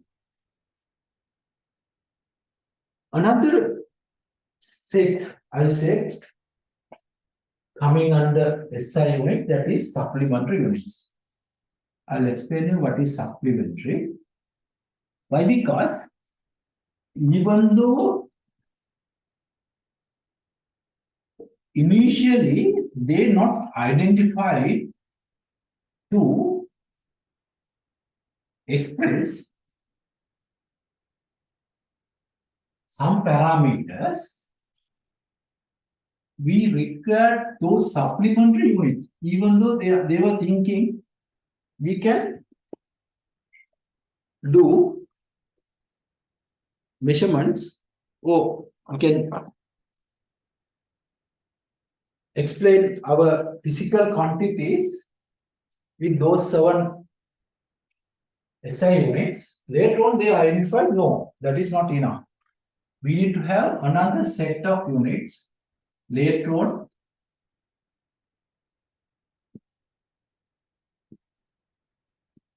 they derive those things and they name them as supplementary units. Why? Because it supports to my basic definitions or basic units. Basically, we are having 2 supplementary units. Maybe initially you will not get a direct meaning, or you will not get the proper feeling of these units, but I'll explain you. But if you are doing mathematics, the combined maths, you might use those things, and even physics, yes, under the circular motion, whatever the rotating things we are learning about, we are using these supplementary units in some cases. Yeah. Then again, that is physical quantity.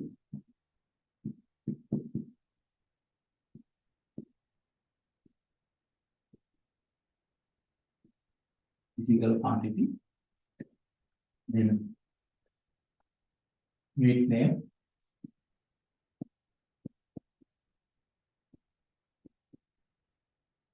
Then unit symbol.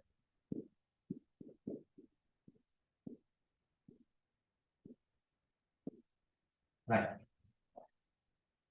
Those supplementary units are mainly coming with angle measurements. Mainly coming with angle measurements. First I'll write, then I'll explain you. There are two types of angle measurements. We'll find in future. That is one is the plane angle. I'll explain you what is plane angle.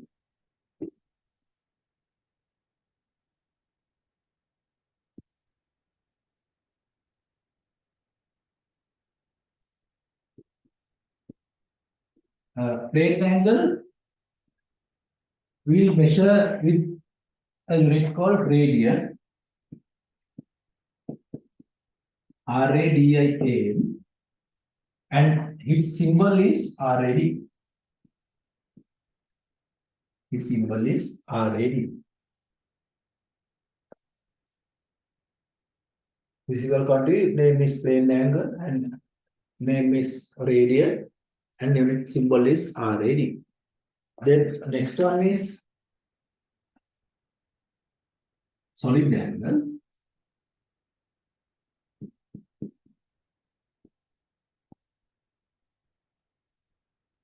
Solid angle.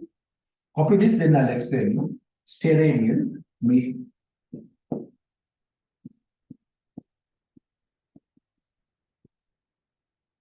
the unit name is steradian and its symbol is SR.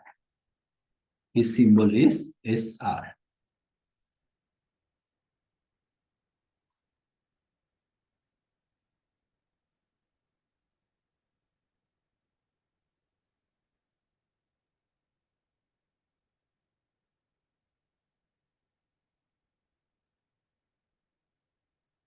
Right.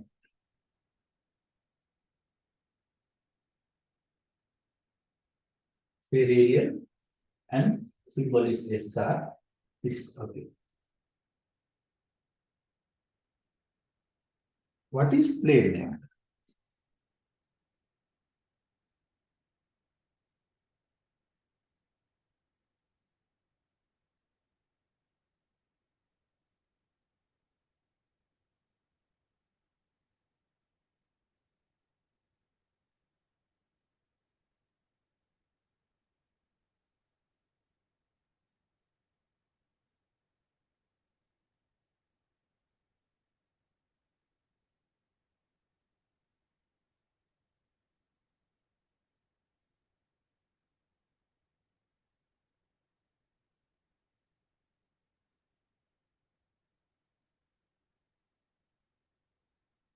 Right.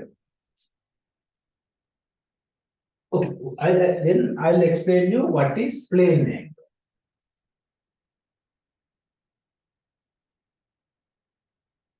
What is plane angle? The plane angle is like this. This is my plane, right? 2D. In 2D, we need to measure angles because we can do length measurements, width measurements, height measurements, but length we cannot use meters or these linear measuring units to express about angles. So that in plane angle, is defined like this. In circular objects or in circular phenomena, we need to apply or we require this plane angle concept. So what is radian is like this. If we are having a circular sector of radius r, and I'm selecting an arc length of length r again. I'm selecting arc length of r of from a circular sector of radius r. And if these both are same, but it's a circular measurement, along the current perimeter, I measured this r, and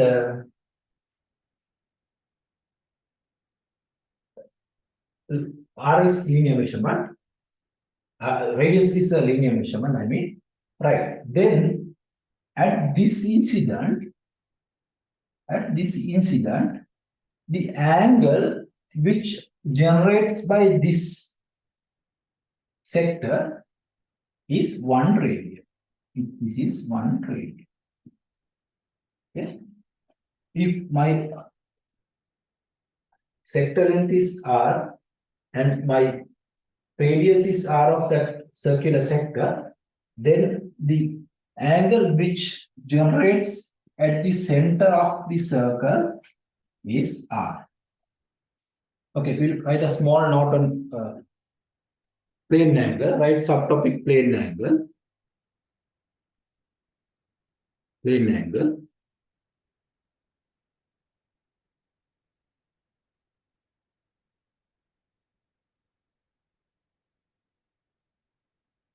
Plane angle is measured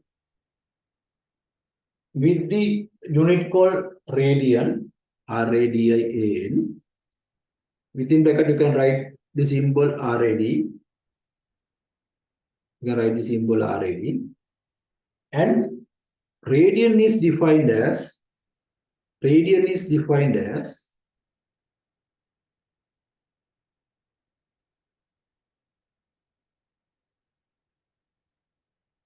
the angle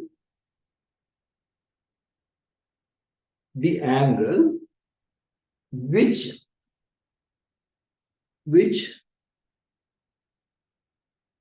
generates at the center by a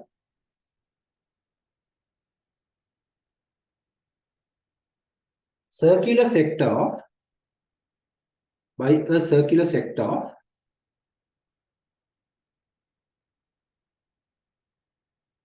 sector length r, by a circular sector of sector length r, where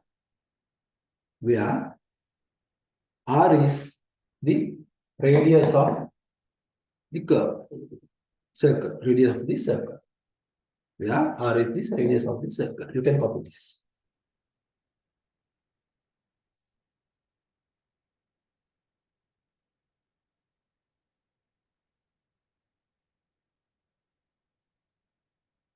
In first class, you may not understand this sort of explanations, but with over the time, with applications, you will understand, especially when we are learning about circular motion and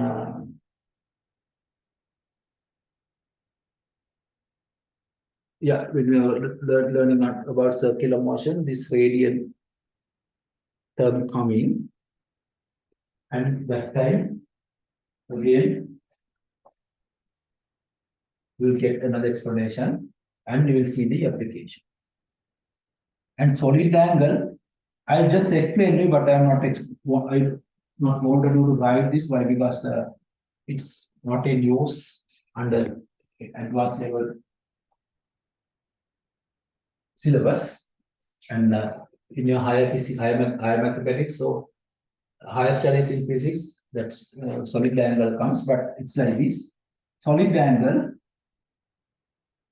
assume that this is a sphere, sphere in the sense it's a ball-like thing, globe.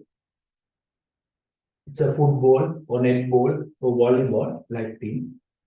And this globe or this sphere also having the radius r, and I select a sector of area. I select a area sector of the surface of this sphere. I'm selecting an early area on this sphere where this area equals to this area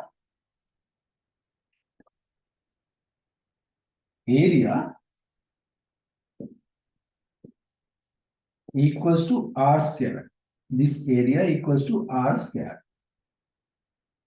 This area equals to r square, and this is my center of this sphere. And okay, this area creates a solid angle. Creates a solid angle. It's like a vertex of a pyramid, but it is not exactly a pyramid. Why? Because my base is circular. Base is not flat. But the vertex, the corner is like a tip of a vertex of a pyramid. Okay, that size of the angle is 1 steradian. But I'm not expecting you to understand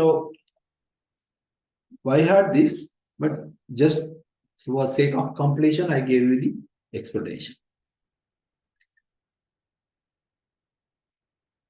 Okay. Right. Then supplementary units, plane angle and solid angle. Anyway, but plane angles, we are using some additional units like degrees, the more from ordinary level studies, we learned about degrees, not about steradians or radians, but the standard unit for angle measurement is radian. Later on, we'll discuss what is the conversion factor for angle to radian. Yeah, when we are discussing the real application of this unit, then we'll learn about the conversion. Till then, we'll keep these definitions in mind.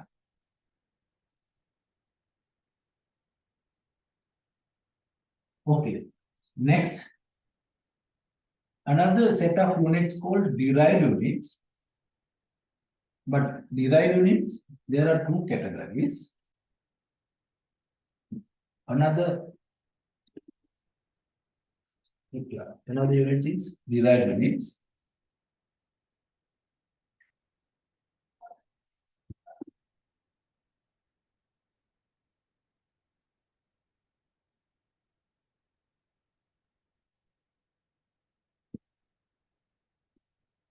Derived units. I'll explain you why it is derived units. Derived units.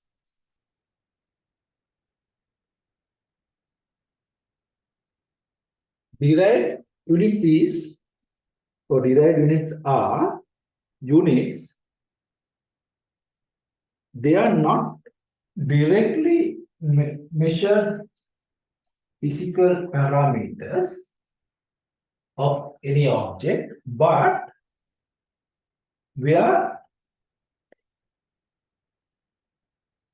calculating with basic measurements, and those two are properties of physical objects. For example, density, volume.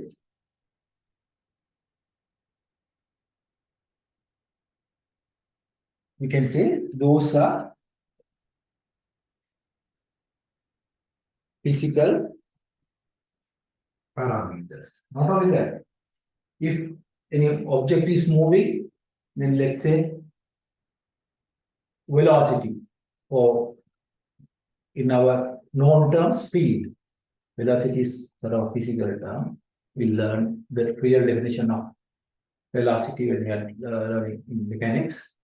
And then acceleration. Those are derived parameters. In the sense, nowadays there are equipment to measure directly, but most of the time what we are doing is we are measuring the basic units and then deriving those parameters. So make a small note on this. Derived units. Derived units.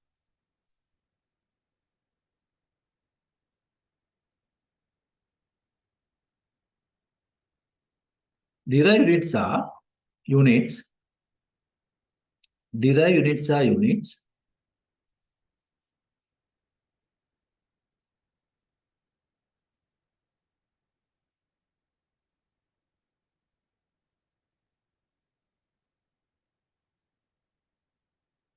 Those are not directly measured from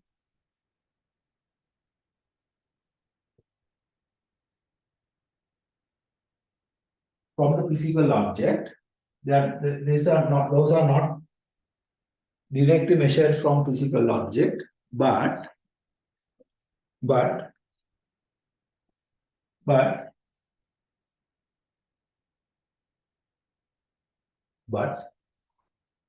calculated with other basic measurements. Other basic measurements. For example, we'll copy this table. Few derived units I'll explain you, but not all, because there are more. But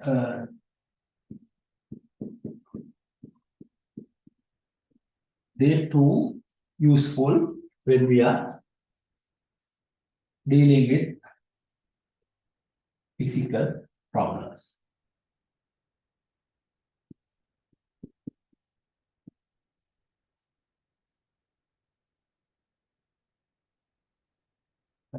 For example, area. Then second term is volume. Then third one, maybe density. Maybe fourth one will say velocity. Then fifth one, let's say acceleration.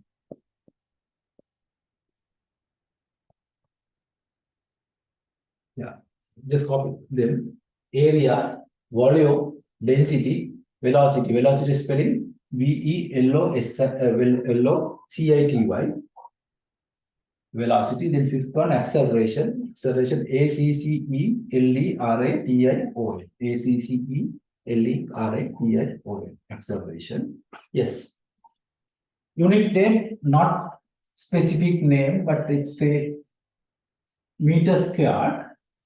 We are saying meter squared or square meter. Let's say square meter.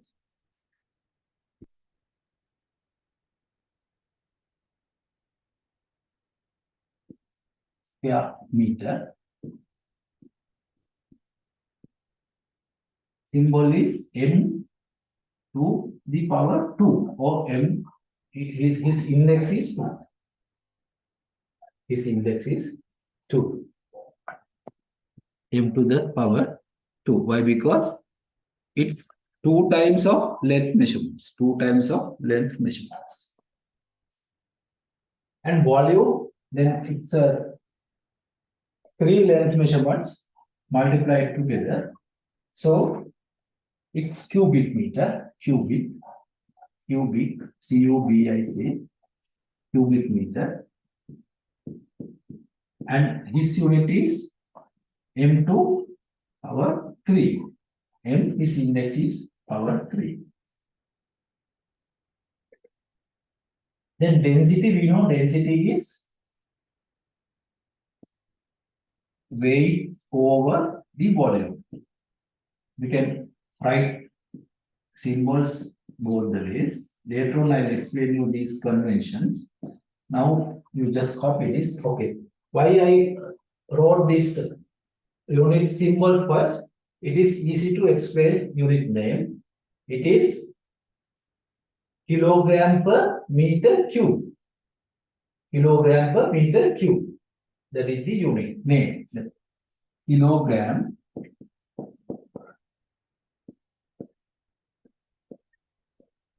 per meter cube.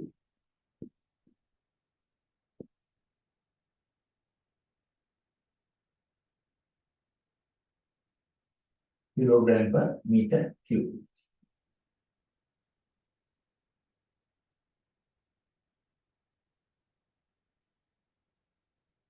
Then velocity.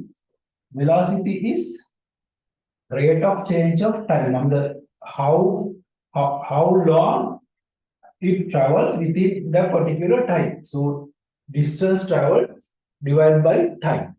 So unit is the length we are measuring with meters and time we are measuring with seconds. So either unit is this or m s minus 1, right? So why I wrote the symbol first is to explain you the unit name easily. Meters per second. Meters per second. Meters per second, the unit name.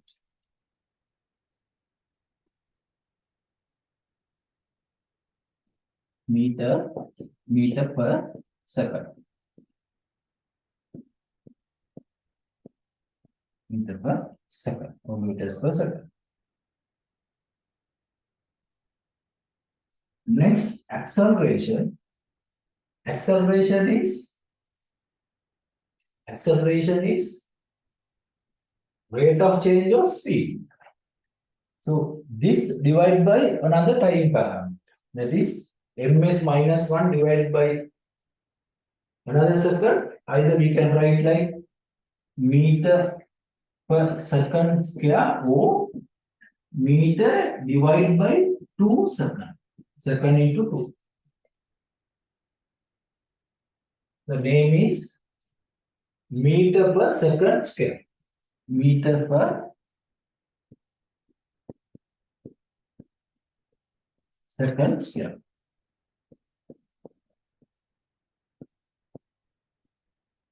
Meter per second square. Meter per second square.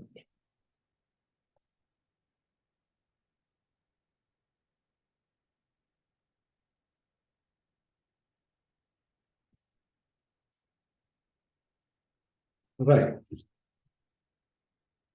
So this is some of the derived units, not all. There are some more derived units you will come across when you are dealing with other areas of physics. Right. Then we'll discuss about specific area of derived units because we are having derived units, but those units we are having special definitions and there we are using scientist names. There we are using scientist names. For example, okay, we write the derived units with scientist names.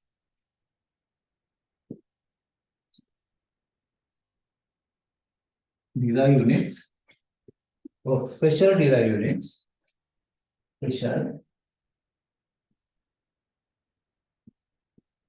derived units with scientist names.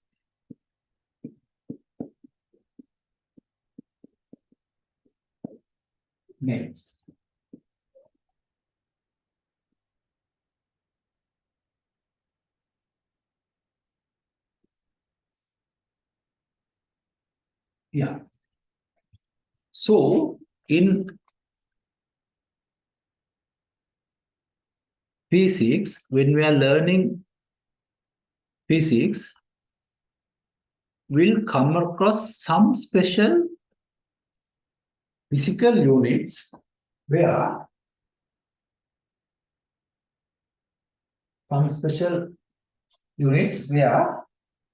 we name those parameters, with scientists' names to respect them to their contribution to physics or some area of studies. Maybe it's chemistry, maybe it's medicine, maybe some other area.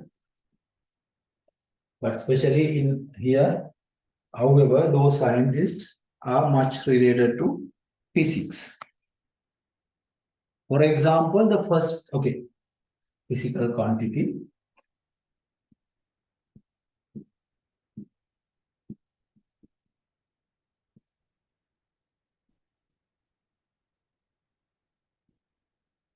Physical quantity. Then the particular unit name.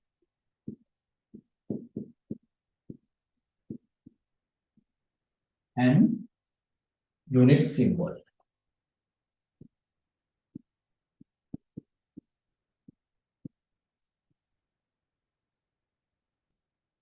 Right.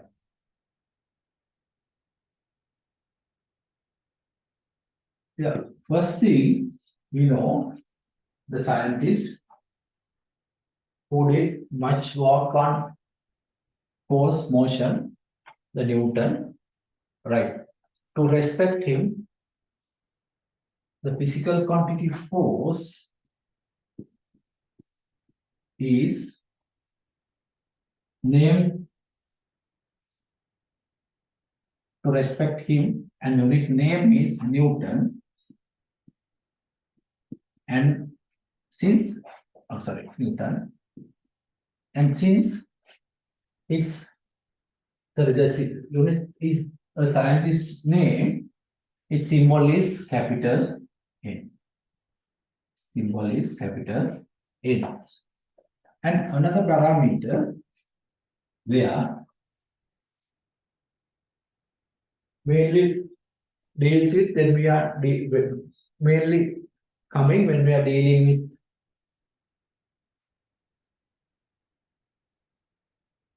waves and number of waves happen in unit time. What the parameter is called frequency. The parameter is called frequency. And it is named by the scientist named Hertz, Hertz, and unit symbol is capital H, but simple Z. Capital H, but simple Z. Why? Because when even though we are using scientist name, we only allowed to use the first letter, the capital, and rest we have to keep simple. And next one is, let's say, pressure.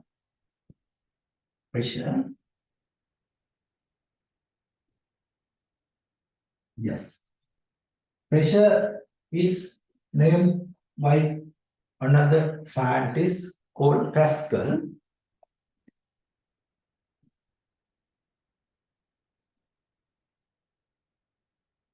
and unit symbol is P and E. And next, the well-known James Watt. Yes. Then energy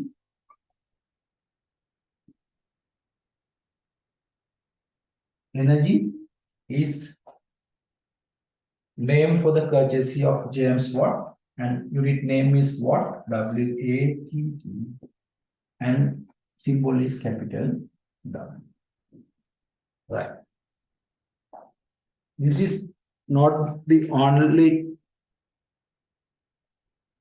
This is not the only physical quantities we named with scientist name, but there are few. Just I wanted to introduce you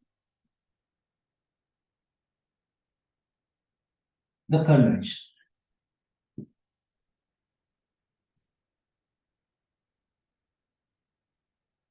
Introduce you the convention.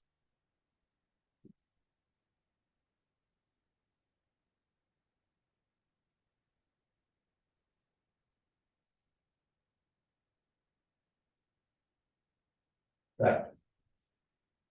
Okay. Now, next we need to discuss about some other things, but we need more time for that.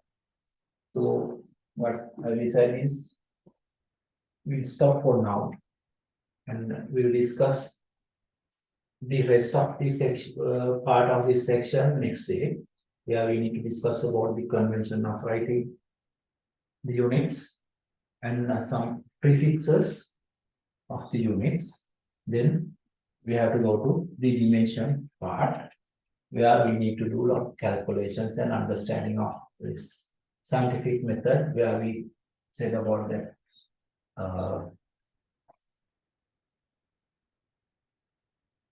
combination of these physical parameters and formulation. Okay then. Hope you understood this, and if you're having any doubt or anything, you can message me, or you can send messages to our group. Or you can write to us. And okay then. See you next time. Thank you.